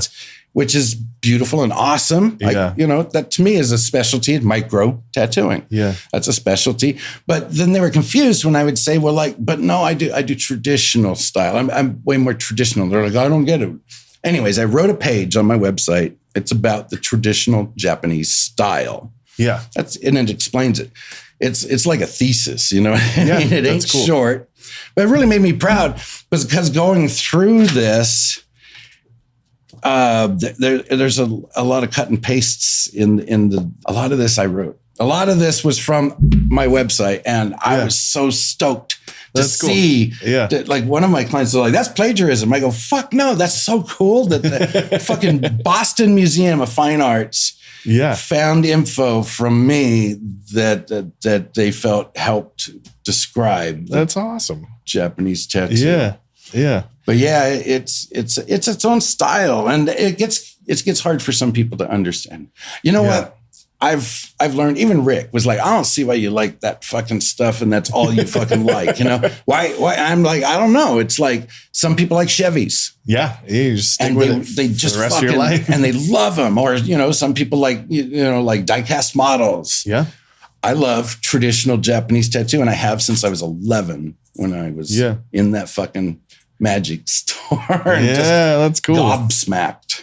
Is there any newer artists that you can kind of think of that that you're seeing out there that you're enjoying their work and maybe influencing you? Or I'm seeing a lot of the real traditional looking from the South Koreans and sometimes the Vietnamese. Theirs looks very Japanese. They don't so much use kuniyoshi though. Okay. They use a couple different artists, more of the artists that designed. Like Kuniyoshi, he designed his paintings to be for the ukiyo-e, which are like, 17 inches by 12 inches, whatever the size is. That's the size that he designed. But other things that were being done that really translate well to tattoo is like the little Japanese card games. They didn't have TV, you know what I mean? They had, like a drawer full of entertainment, which would be things on paper. So anyways, there's a style that's more along the lines of the Japanese card toys of the 1800s that really looks good as tattoos. Yeah, we'll have to. But it seems like they really, really love the traditional Japanese style as well. Yeah. Like once you start getting into more of like a storybook airbrush style, like airbrush, storybook, realism, it's just different as all. It's beautiful. Yeah. But it's not what blows my hair back. Yeah. That's all. It's like I like the old Chevy. Yeah. So that's fun, man. That's cool. But as far as new artists, I rarely see one that I see as very connected to Kuniyoshi. But all of the old ones, my world comes from the 70s. Yeah. And the tattooers of that time, very connected to their teachers, who were very connected to their teachers, who were very connected to their teachers. And right now it's a little different. It is really different right now. I remember when I was working with Kelly, he was like, oh, I don't know, man. I just look at Horiyoshi 3 and I figure that'll get me in the ballpark. And I'm like, yeah, but he doesn't do traditional Japanese. He's like, what? And I go, well, Horiyoshi 3 doesn't do traditional. And he's like, what? And I go, well, he's been saying it in every single interview since 2006. Okay. And I don't think people pick up on it that Horiyoshi 3 has evolved into his own world, his own style. Yeah. And he himself, if you go back and read interviews, you'll see where he says, starting around that time, 2006, 2000, you don't know, that I no longer doing true traditional, I'm doing my own style. Yeah. Which is saying, I'm not doing traditional. Don't copy me and thinking you're learning traditional. Okay. Yeah. But a lot of Westerners, that was their first exposure to toe in the door to be able to study it, because it's not been easy. Yeah. I didn't have books. You know how I used to be able to study the Japanese tattoo? I learned early on, you don't need to look at the tattoos to learn the Japanese traditional tattoo. You need to study kuniyoshi. I tell tattooers that when they'll ask me, like, what's the best book to buy? And I go, kuniyoshi artwork, study that. They're like, but that don't look like tattoos. I go, yeah, it fucking does, except for the background. But the imagery, that's where this is a traditional. It's not this person couldn't draw a human face. Yeah, it's a style, and that's based on kuniyoshi. That's all it is. Okay. But as far as people thinking they're learning traditional tattoos by studying Horiyoshi the third, or Horitoshi the first, it's like, you know, they're doing their own thing. Horitoshi is more traditional than Horiyoshi the third, but his backgrounding is very modernized. Very, very, with the isobars that are like, you know, 1 inch isobars. They're beautiful, but they're not traditional. They've changed with him. He started doing traditional backgrounding as well, but even his backgrounding has become less asymmetric. You know, asymmetrics are part of traditional Japanese art. Yeah. And so to symmetricize and balance things is a very modern individual thing. Okay. Yeah. But that's his style. And then Horiyoshi third, his style it's just not traditional, but it's beautiful and you can learn a fucking lot. But once you start getting into like 19 colors, you know, a traditional Japanese tattoo is a 2-color tattoo. It's black, gray, and red. That's a 2-color tattoo. Yeah. You know why? No. But gray is not. Well, yeah. It's faded black. Yes. So black and red is a 2-color tattoo. That's the original color tattoo was red. Okay. Yeah. Which they made with a type of toxic ink, which would put them on deathbed for 3 days. Do you know that any Japanese person that has red on them that was tattooed before the 1980s was on their deathbed for 3 days? Because of the red. And it's just showing your bravery. It's showing you're willing to shine brightly. You know, the Hopushido thing, you know, the red was made with a toxic mineral that would put you. That's why most of the peonies, the red peonies that were done from like the 1980s and older, are always around 3 inches. Oh, because that's what would put you on the fine line. And you'd be bedridden or die. Good Lord. So I'm guessing they learned that the hard way at times, like by some people guy. Did die. No, absolutely. Holy people died in the 80s. People died in the 70s. People died in the 60s, 50s, 40s. Do you know what was specific that was in there? I mean, what the hell were they putting in there? Say oh, okay. Yeah. That's wild. Yes. Yeah. But so that's how they made their red. Yeah. And that was the first color. Yeah. But you could only do a little bit at a time. But if you're afraid and if you're, I don't know, a wimp, you'll only get this much. No, but if you're very brave, you'll get a full 3 inches. Whoa. And then your body would metabolize that and you would work your way through it. It's toxin. Yeah. It's a poison, basically. God. And the mineral, the residue would stay in your fatty globule layer, but the toxin take 3 days for you. You'd be on your deathbed for 3 days. The bigger, the more red you got, the more challenging death you were doing. And I've met some guys that were tattooed in the 60s and 70s with those reds. And it makes me very humbled to be around them. It's like they're just scary fuckers. Yeah. And yeah, they're not afraid of not afraid of red. Just on top of the whole tattooing experience itself being a big deal, then you're and having to work through that. That's wild. That's one of the things I love about the traditional bodysuit is it's way more profound. It's very special. Yeah. So not only am I just like into tattoos, but that whole thing was different than tattoos. It was like, there's something different. Their pride, okay, they should be proud. You know, you have to torture yourself for a decade to get a bodysuit.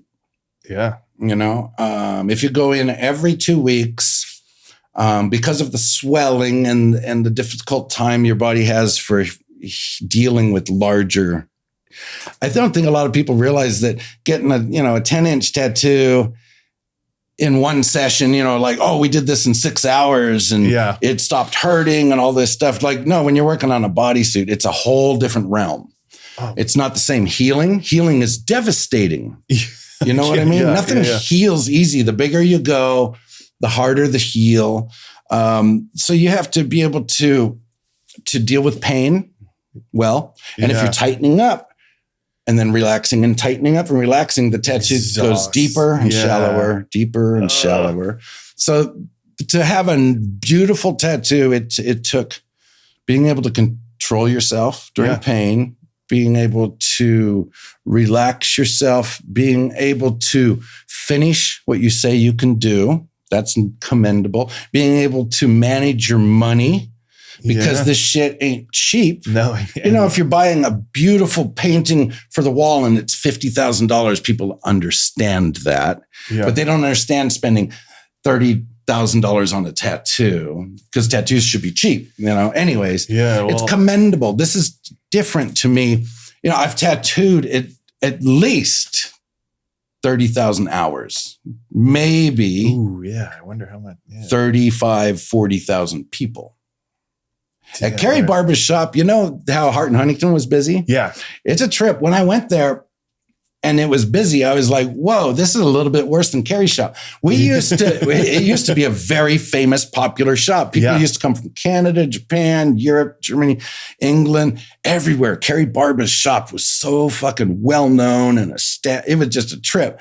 And so we would often have 5 people waiting there were always 4 tattooers. We were all busy from beginning to end of shift. Damn. And anyways. I like that energy. It was fun always like being that busy. Oh man. Yeah. It was a good time. Less tattooers puts more people in your lap. Yeah. So this is kind of like going back to what we were talking about pain and going through this life experience. It can be very special. It can be. Yeah. But I'm seeing this total opposite stuff we're seeing right now with the anesthesiologists like coming into tattooing and they're putting people down. Well, this is like really interesting. One thing I've learned is I love tattooing. So if it would take that to allow me to do what I love, I'm okay with it. I'm not against it. But one thing that I have never heard come up is, what about if the next day during their severe swelling, they go into shock and die? What if they're forgetting that it's an injury? It's road rash essentially. Yeah, it's a very gnarly trauma. It's not like losing a hand but you're definitely going to be swelling. You're going to have a harder heal. The more you injure, the harder that heal is, Yeah. So that's why traditional Japanese tattooers only work 1 to 2 hours per session. Oh, a lot of people don't. I didn't know. Yeah, I never really thought about that Horiyoshi process. 3, he does 1 hour sessions. He'll do like 6-7 people a day, but each one only gets 1 hour. Because the more you do, the worse it heals.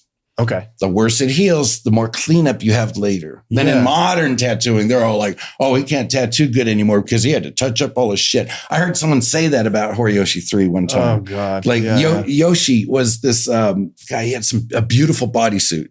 And then he was very famous and he put on maybe it was MySpace at the time or so. I'm going in to get touch up on my tattoo. and he went to Horiyoshi and he touched up for like 9 hours. You know what I mean? Yeah. Because the shit don't heal easy. It needs cleanup. Yeah. But people, tattooers, new tattooers, were talking shit and go, obviously Horiyoshi ain't knowing what he's doing anymore because his shit's falling out. It's like your body's having a fucking hard time dealing with holding this mineral. So cleanup, touch up is a normal part of bodysuits. Yeah, it makes sense to me. Like you said though, I'm not seeing when they're doing anesthesia. We're not seeing this follow-up of the week after. Like I want to really I don't want to talk to those people. And it's not just saying like, well, then take some pain pills so it don't hurt. No, your whole it is saying that your body is not, that tattoo's not going to look as good. It's going to look blurrier and milkier. The harder time your body has healing a tattoo, the more blurry and milky it looks. Yeah. It don't make a tattoo go away. It might be 5% blurrier, or it might be 25% blurrier. Yeah. It might be 5% milkier. And it's like, but the best scenario is take it easy on the body and your body will heal it better. The easier it is for your body to heal a tattoo, so like young 20-year-olds that are healthy, I'll tattoo on them and they'll come back 2 weeks later and they've already dropped all the fucking dry and everything. And I'm like, man, you are healthy. And then the older we get, the harder it is for your body to deal with because your body just ain't what it used to be. Skin's a lot more sensitive. So it's thinking that healing has nothing to do with the tattoo that trips me out. Yeah. It's like if you get three people each doing 6 hours. So you've got 18 hours worth of tattooing in one session and it's this big. Okay. Then they're like, well, just take pain pills while it hurts. Okay. So you take pain pills for 9 days or whatever while it hurts. And it's, and all this, and it's going to be pussing and oozing and re-scabbing. And then the whole thing is like, but that also ruins the look that it could have been. It could have been crisp. It could have been, less washed out, less milky. Huh.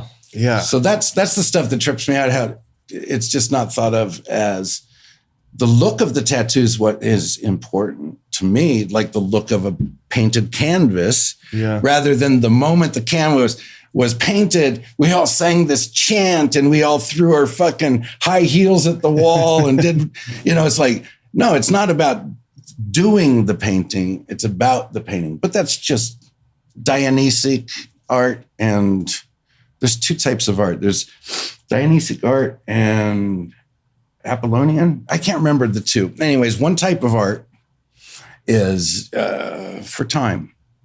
Like Leonardo da Vinci's few paintings he did. We're so grateful that we get to still admire those. Michelangelo's sculptures, the Sistine, his frescoes. Those are, I can't remember if it's Apollon. Anyways, that's a type of art. I like that type of art. There's the other type of art where it's of the moment. Back when I used to tattoo in a street shop, there would be people like all going while the music's going. And I go, hey, man, sit still. I'm like, no, man, this is fucking awesome. And you're like, well, okay, no problem. Well, Slayers. And then, and then they're bragging later, like, oh, fucking, or they'll say like, they'll call you a sadist because they think you're the same as them. They're sadists. Yeah. Okay. Art of the moment, like a ballet. Okay. We can't see a ballet that was done 400 years ago.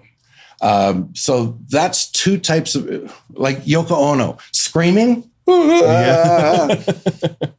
Okay, that's this type of art, which is the people that are all about the fucking like moment of the fucking fuck yeah, man, fucking hurt and I was fucking cool and fucking the blood was squirting everywhere. It's like that's not part of the tattoo for me, but some people it is. So the two types of art is so people showing off is what I feel like it is showing off that they've got money. So they're paying their $6,000 to $16,000 for anesthesia. What doesn't matter to them is that the tattoo looks great later. Yeah. I don't think. I don't. But to me, what the tattoo looks like later, there's not right or wrong. Yeah. And it's all good, man. I love tattoos, and it's awesome that they're getting tattooed. And it's awesome that they're promoting tattoos. Totally. Yeah. And it's just different types of art. I don't say that's wrong, and I don't say what I do is right.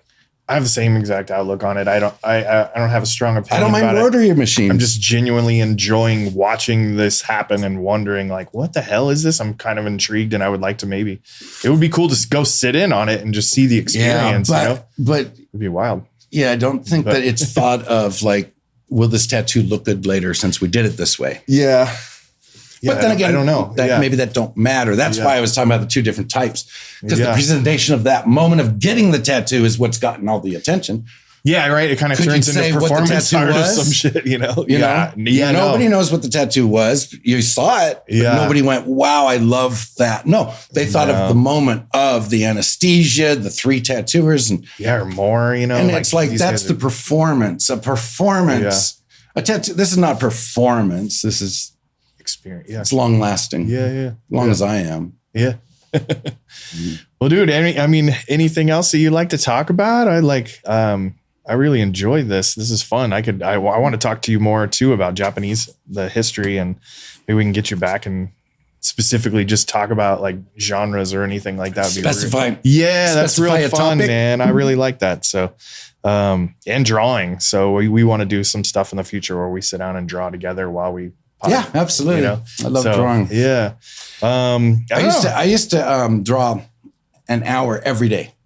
Period. That's great. I did that. Once I started wanting to become a professional tattooer. Yeah. And realizing, when Rick took my artwork and said, this ain't tattooable. Yeah. This will look like shit in the skin. And then he taught me the differences. Yeah. Once I started learning that, it's like I draw on the skin. Everything I do, I draw on the skin. Yeah, I love that. Yeah, and so, anyways, I set myself a thing where draw an hour a day, every day, and set a timer. I used to set a timer for like 4 or 5 years. I would set the timer for 1 hour, and I would draw. And sometimes it'd be like, why isn't the timer going off? And I look, and it's like, fuck, it's only been 25 minutes. And then I'm like, okay, you still got to draw until the timer goes off. Then other times I would be drawing. And then I've always learned, my mom taught me, inspiration comes from motivation, and motivation comes from action. So if you're waiting to be motivated, it'll be rare. It'll be few and far between, once a month or something if you're lucky. Yeah. So anyways, I learned, action. And then sometimes that hour would turn into 4 because it felt like an hour. You know what I mean? It would ding and I'd be like, whoa, I wouldn't even pay attention. I'd look later and be like, whoa, I've been drawing for 3 hours. Yeah. And that flew by. Yeah. But drawing, I think is important for someone that would call themselves a tattooer. But at the same time, like Rick, he could draw all this shit right on or tattoo it right on without even drawing it half the time because he'd done it so many times. So that's why I started drawing an hour a day, every day. Yeah, it's like, that's great. That's also why a lot of my stuff, like if somebody goes, I want to get a koi, will you draw it for me? And I'm like, well, have you seen my koi in the past decade? And they're like, yeah. And I go, well, you already know what it's going to look like. Yeah. That's like, if Vans tennis shoes all of a sudden changed their style, it wouldn't be Vans to you anymore. Yeah. So I have a style that's very natural out of my hand, and drawing has done that. I don't know why the fuck I went on that tangent. I mean, I'm a huge supporter of like illustrators in general. And I feel like these days right now, there's not a whole lot of illustrators that specifically stand out with their unique. Drawing on paper, hands on paper is gone. Yeah, I still own. My son Cameron, he uses, the sketch pad and the pen. Yeah. He says, Dad, it speeds me up a lot in the tattoo shop because I can't draw as fast as you. It might take him 40 minutes to draw the same rows. It takes me 3 minutes to draw. Yeah. So he uses his tablet and it says it's really quick and all the little, anyways, he says, but I still draw on paper. Yeah. Or like actual art, painting on paper and stuff. Because there was a little while where I was seeing some really neat stuff and I would ask the tattooer, oh, I love that. Can I buy that? Might just be a little flash of something. And they go, yeah, I'll email it to you. And I'm like, what? And I go, no, I'd like to buy it and frame it. And they're like, what? And I go, and I'd realize like, oh, it's not They've physical. Never seen it. Yeah. Yeah. It's not physical. So I'm like, if it doesn't have your DNA on it, your sweat on it, your skin rubbed off on it, yeah, I can't buy it or appreciate it as wall art. It's just, I don't know. There's something special. Yeah. The hand on paper. No, I agree. Yeah. Yeah. I mean, I have a great amount of appreciation for digital artists. Yeah, NFT. I want to sell some NFTs too. Yeah. Mm-hmm. Well, that's good, man. So, geez, I don't know. Like, I think we only got on 2 topics. Yeah. I apologize. No, it's good. I really enjoyed it, and I want to like come back and talk some more for sure. It's fun. I would love to have you back. And well, I am a weirdo. I'm a fucking homebody. I think I've become a bit agoraphobic. I've learned I've got PTSD, but I'm 60, going on 62, and I've only learned that this past year. I've never. Well, you know, back when I got blown up, I've had so many things, man. I've been shot. I've been stabbed. I've been blown up. I've died twice. Okay. Literally died twice. It's a trip. It's like, but I never thought of anything like, oh, I've got troubles from it or anything. I was raised in the world, which was different in the 60s. Yeah. Where, you know, you don't wear all that shit out on your sleeve, and you don't ask for sympathy. You don't ask for attention. Yeah. But a weird thing is I probably should have had sympathy and attention. So anyways, I've become a bit agoraphobic, getting out and doing things. It doesn't scare me, but it makes me react sometimes. Yeah. And so it's nice. This is almost a good therapy for me, getting out there again. I mean, I've been on fucking national television for 2 years. You know what I mean? It's like for somebody like me to say like, I don't like people looking at me. I don't like getting out there, and I can't, conventions, all this stuff has just changed for me over the years. And I think it's slowly doing some sort of a morphing, and I think I'm better for it, and I'm getting better with it. Yeah. Do you tattoo at night, or do you tattoo in the mornings? During the day. Usually. You're a daytimer. Yeah. I'm not a vampire anymore. Yeah. Yeah. I don't like, I would much I used to work from noon till 2 a.m. at Carrie Barber's shop.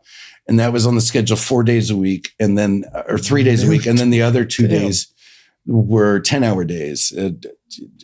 That's how much I love tattooing. Yeah. I wasn't like, oh my God, I got to work that long. Yeah. No, I was in my element. I loved it and everything. But these days I work alone. I work well with others. I do. And I love watching other people work. But I started learning that my personality does make people nervous. Younger people that I've worked with, after a few months will start to think I don't fucking like them. And I've learned that that's just because you're quiet or something. Yes. Yeah. I mean, I've learned if I don't say like, oh my God, I love what you're doing, man. That's really creative. If I don't do that like on every Wednesday, pretty soon they'll think why doesn't Clark like me? I'll find out like, oh, they need some so-and-so wants to know why you don't like him. And I'm like, what do you mean I don't like him? I do. Yeah. Yeah. But anyways, it's just changed over the years where I think I just come from a different generation. That's made me a bit agoraphobic.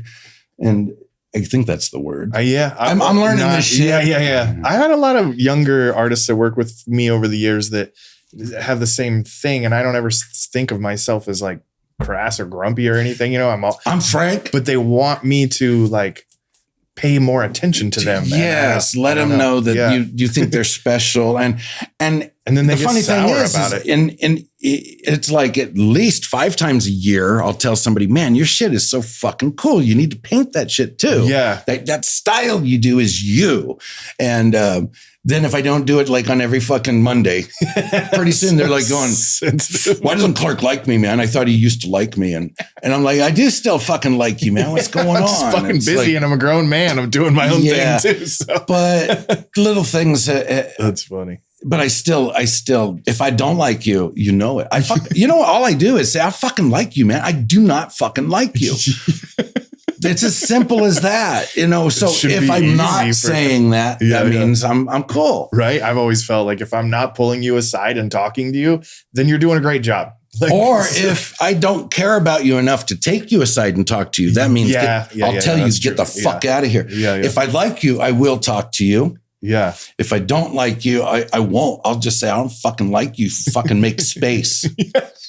That seems like a really perfect way to communicate, because then everybody knows where they stand and you'll just stay out of the way, but they don't have the nuts to do it. You know? It is a different generation. What year were you born at? I was born in 1980. So you were doing hand poke tattoos when I was, Yeah, it's just different generations, man. That's like what I was talking about with the punk shit. It's like I used to like the Weirdos, the Avengers, the Dills, the Germs, these fucking late 70s punk bands, the Sex Pistols, the Ramones, the Cramps, even Devo at that time was so fucking, you know, it was part of Blondie. It was like, that was my generation. And then I've had people go like, oh man, did you ever see Bad Brains? And I'm like, who? They're all Bad Brains. Oh. This is what in particular that happened. I go, no, I never fucking saw them, man. They're like, I thought you were part of the first fucking thing. And I go, I think they were after me, man. And they're like, no, they were fucking really early and shit. But you also can't be around to see everything. I think I'm like, I think the late 70s world is like a reaction to the hippie shit. Yeah.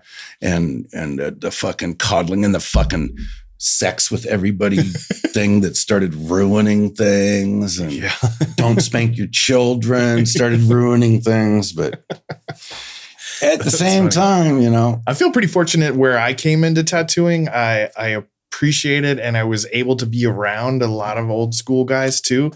And I looked up to them, but then I was also having all these younger, like graffiti guys around me influencing me too. And it's awesome shit. Yeah. Man. And I was just genuinely cool in love with like all aspects of what I was. And I still am too, in love with all aspects. But what I love doing with my hands as a tattooer. Yeah. Like when I paint, I still love doing portraiture.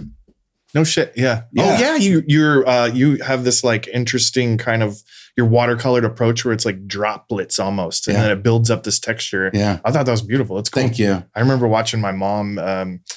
She's been watercoloring ever since I was a little kid. I would just be sitting at the dining room table and she would just it's got its own fucking thing. I tried a little bit when I was just kind of trying to do like more of the American traditional stuff in the very beginning. But I'm just like all over the fucking place. I like having access to all the materials and then just kind of throwing them all together and seeing what happens. Yeah. Something about me has very specifics, like, you know, very specific records I like to listen to while I'm tattooing, very specific style I like doing with my hands while I'm tattooing, very specific style I like doing when I'm oil painting, very specific style I like doing when I'm watercoloring. And each of these are different. Yeah, that's cool.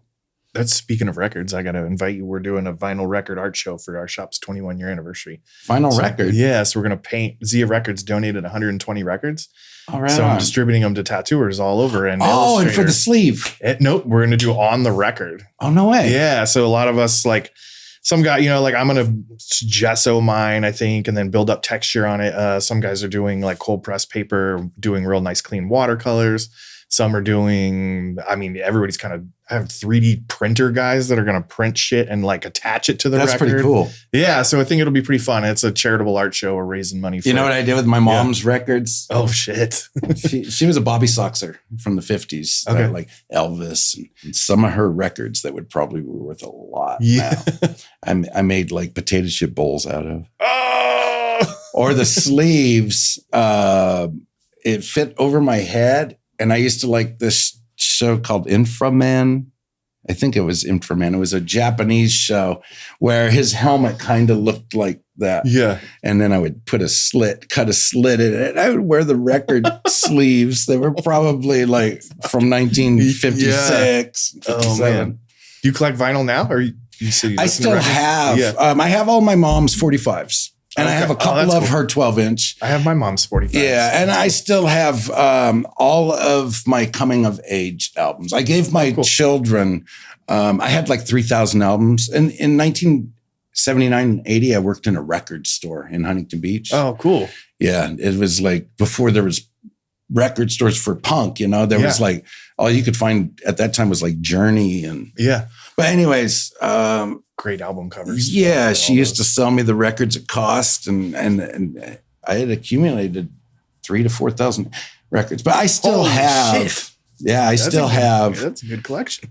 I think we counted 700 records. So okay. I still have like my favorite bands, like the Weirdos. They were my favorite band to see back in the 70s was the Weirdos. Okay. They were so cool. The Avengers, the Dills. I still have like all the shit that I grew up, the Ramones, the Sex Pistols was the stuff that I collect. I wasn't going, I'm collecting records. Yeah. But that's the shit that I was listening to when I was a teenager. Yeah. But sometimes when you put it on, it takes you back.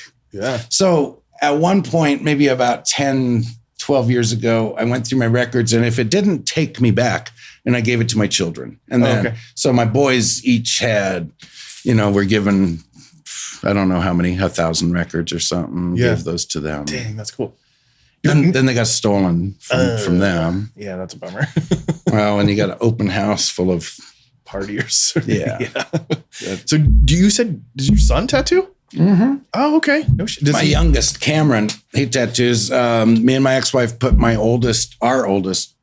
and my ex-wife put both of our children through college or into college. Okay. Our oldest finished college, and he is now a construction manager. He works for the National Park System, so that when they're having buildings built, they have a construction company. Then they have their team that's like designers and shit. Yeah. Well, he is on site while they're building to communicate between the two. So he just actually finished a job in Colorado since March, I think. Whoa. And that's for like a ranger station that was burned down in the forest fires 2 years ago. Yeah. He's getting ready to move to Maine for another national park job. So that's cool. Ian stayed in college and he's making decent money. And then Cameron wanted to keep quitting college. Yeah. So I think we put him into 3 or 4 different college things, but it didn't work out. And then he became, I taught him how to tattoo. I taught him for 1 year, and then Rick Walters took him on for his first year. So Cameron, I taught him for 1 year, and then he worked at Rick's shop for 1 year after that. And then he's been tattooing, I think, 8.5 years now. Wow. Okay. And he's not in Vegas or? No, he's not in Vegas right now. He's had some ups and downs with things, and he's messed himself up a bit with, he's having a hard time with life. So he's definitely on a recovery road. Yeah. But yeah, he's been tattooing 8 years now. Okay, cool. And he's a good tattooer. He just, maybe because of his parents' divorce, I don't know. He's just we'll get there. He's a good tattooer. Yeah, he's in his 30s. Once he's in his 40s and 50s, that'll all be in his past. Yeah, that's good. Yeah. Stick with it and be in love with it. I feel like tattooing has helped me learn so much about life and really helped me stick with something too. And I've always been, I bounce all over the place, and there's just nothing that I've sticked with more than tattooing. And I just love doing this now too, because I'm still getting to talk. I'm not tattooing as much as I once was, but it's just great to still be involved, and I just love it. I love talking about it with all different people. Me too. And it's really cool. Yeah. It's like, but it's helped me out a lot, and it's brought me a lot of great stuff. It's also brought me a lot of stress and stuff too. But it's ups and downs. Anything. Like I just think if you decided to be a full-time oil painter, you're going to go through the same types of things. If you're going to be a full-time 7-Eleven owner, you're going to be going to, it's once it's a job. Yeah. But we're lucky, man. Very lucky that people like what we do enough to sit in our chairs. I struggle big time when I hear people complain about it. I'm just like, man, you're obviously doing it wrong. Then you should just be in love with it. And it's gone in waves, man. there was in the 70s, tattooing became very, very fucking popular. It's gone in these little waves where it had this slump in the late 60s, then the late 70s climbed, and then it goes in waves. And right now is another wave of tattooers not easily paying the bills. Yeah. But that has come and gone in my career 3 times. And then as far as watching my friends' careers, it happened to Mike Brown, it happened to Mark Mahoney back in the 80s. Yeah. It comes in little waves. Yeah. If you love it enough, it's okay. It's hard, fucking hard. You just have to figure out other things to sell, and then hopefully people will admire you enough to buy those other things. Right. It's cool to see Mark Mahoney still tattooing. Yeah, I know. Yeah, I think he was 19 when we met. Oh shit. Maybe he was 18 when I met. Whenever he moved from New York to California is when we met, and he was at the Rose Tattoo. I think that was in 79 or 80. Yeah. You know what's funny is I went down to see him and went in, and he wasn't there, and there was this other guy that was like a helper before. He's like, "You want to get something?" And I go, "Well, I came in for Mark." And he goes, "Mark's not here anymore. I can do that for you." And I was like, "Okay, well, I brought my $40 in." So I went ahead and got the tattoo that I was going to get for Mark. No way. And then found out later that was Jonathan Shaw's first day tattoo. And I have it. What? Yeah, I have way. One of Jonathan Shaw's first professional tattoos.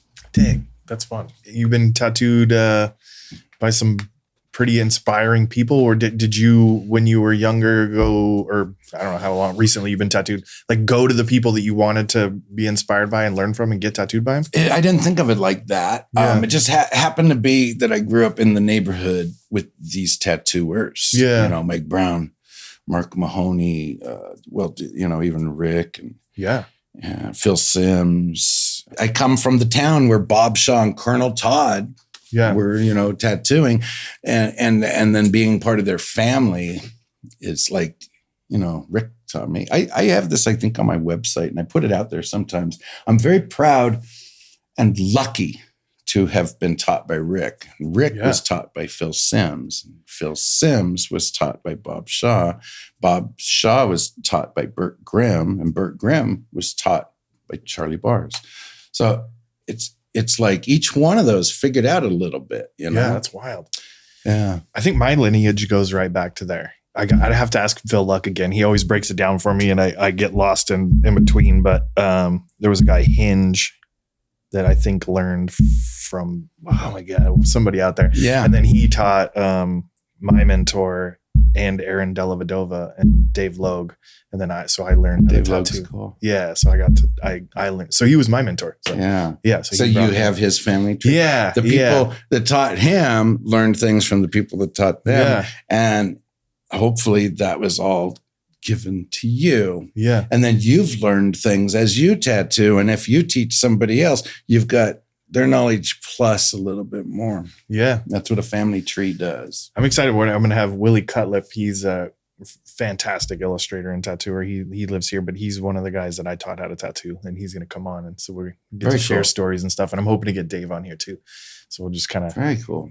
It's, something that I don't think too many people have been doing, but to have all of it documented and listen to people and their perspectives on stories and stuff I'm pretty excited about continuing on to do this. It's cool. Yeah. So I just happened to be in that neighborhood. That's cool. How I happened to learn things from those people. Yeah. I fell into it completely. Like I jumped in, up at Pricks on Sahara and Rainbow, and Dave was working there, and he tattooed one of my friends. And then I was asking questions and showing him my art. And he was like, "Well, I'm not going to teach you anything if you don't have any tattoos." And I was like, "Oh, okay." So, I mean, I'll get a tattoo. I don't know. I was terrified at the same time, and then I ended up drawing something up that he tattooed on me. And then it just we clicked from there. And then, it was fun. It was cool. That's one of the things Mark did that on me, I think in 81. Really? 81. Yeah, that's a drawing I did. And like one time he was like, going through my drawing books and shit. Yeah. He's like, oh, I fucking love that. Cause it was just a dagger with a woman's face on it. And at the time I had that's cool. a thing for women with shaved heads. Okay. That's rad. Fetish thing. Anyways, that's a woman with shaved head and the dagger. And anyways, that's an old one. Dang. I have Mike Brown, Rick. Yeah. I have a bunch of friends that have tattooed me. Yeah. My children tattooed me when they were 3, and then they tattooed me again when they were like 14. What we used to do on a boring day was play tic-tac-toe. I have a bunch of tic-tac-toe on me, and none of them have I ever won. Just losing matches up your legs. Yeah.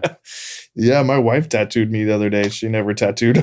She doesn't even illustrate or anything. Yeah. We switched little tattoos. My wife, Terry, worked at the tattoo shop at Carrie Barba's for a decade. Oh, no way. Okay. It was her day job. She works at the hotel. This was out in LA, but she worked for the Hilton group coordinator during the day. But I worked until 2 a.m. So the only time we could see each other, Yeah. We've been together 30 years now. No shit. That's great. Yeah. But the only time we could see each other is if she came down. So she was hanging out at the shop for like 9 months or something. Carrie said, you're here all the time. You want to get $15 an hour while you're, okay. Yeah. So she started helping and working there, and her being around the tattooing so much. And she was even around when I was tattooing at home before I tattooed Terry, my wife now, I tattooed her while I was still married to Holly. Used to tattoo out of my house, No way. And anyways, she did a tattoo on me probably around 2000 or 99, somewhere in there.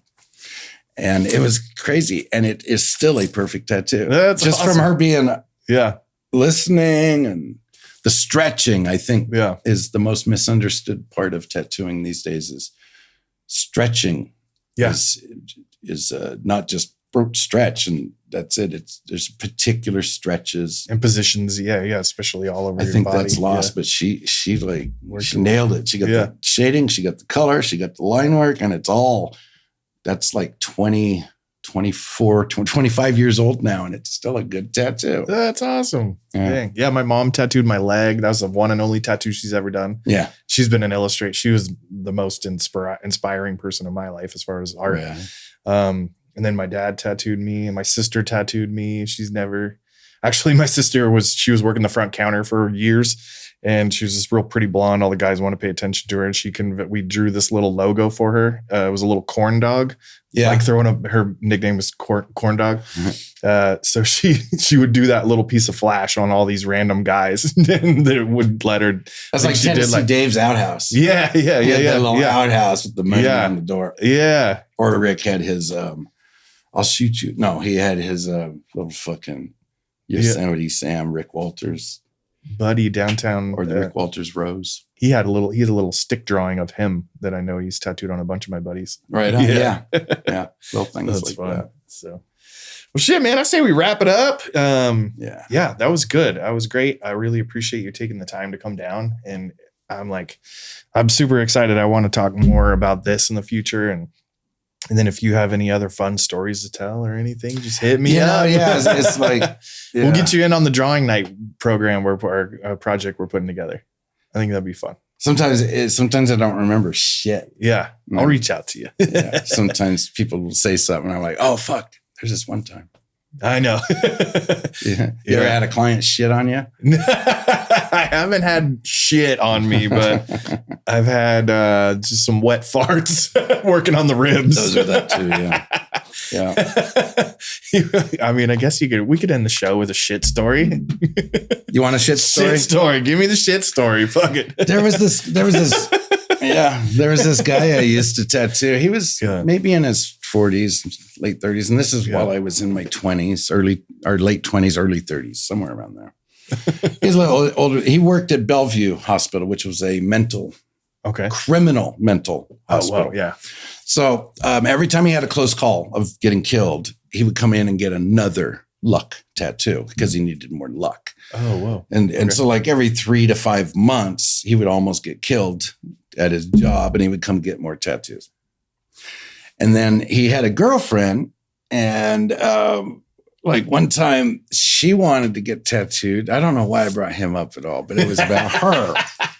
She wanted a cute tattoo on her butt cheek. And so she's laying on her belly. And I was tattooing and I'm working and there's a little, and she goes, "Oh my God, I'm so embarrassed." And I'm like, "Whoa, no problem. I'm going to go have a smoke, like, let things air out." And then I go, "You go to the bathroom, if you need to, whatever." Anyways, after a little while, I came back out and I was working. I had her panties off, you know what I mean? I was working. Yeah. And as I was working, I was like, "What?" And I looked and I had a little raisin. And I go, "Oh, shit." And she goes, "What?" And I go, "I got a little pooplet." And she's like, "Oh my God.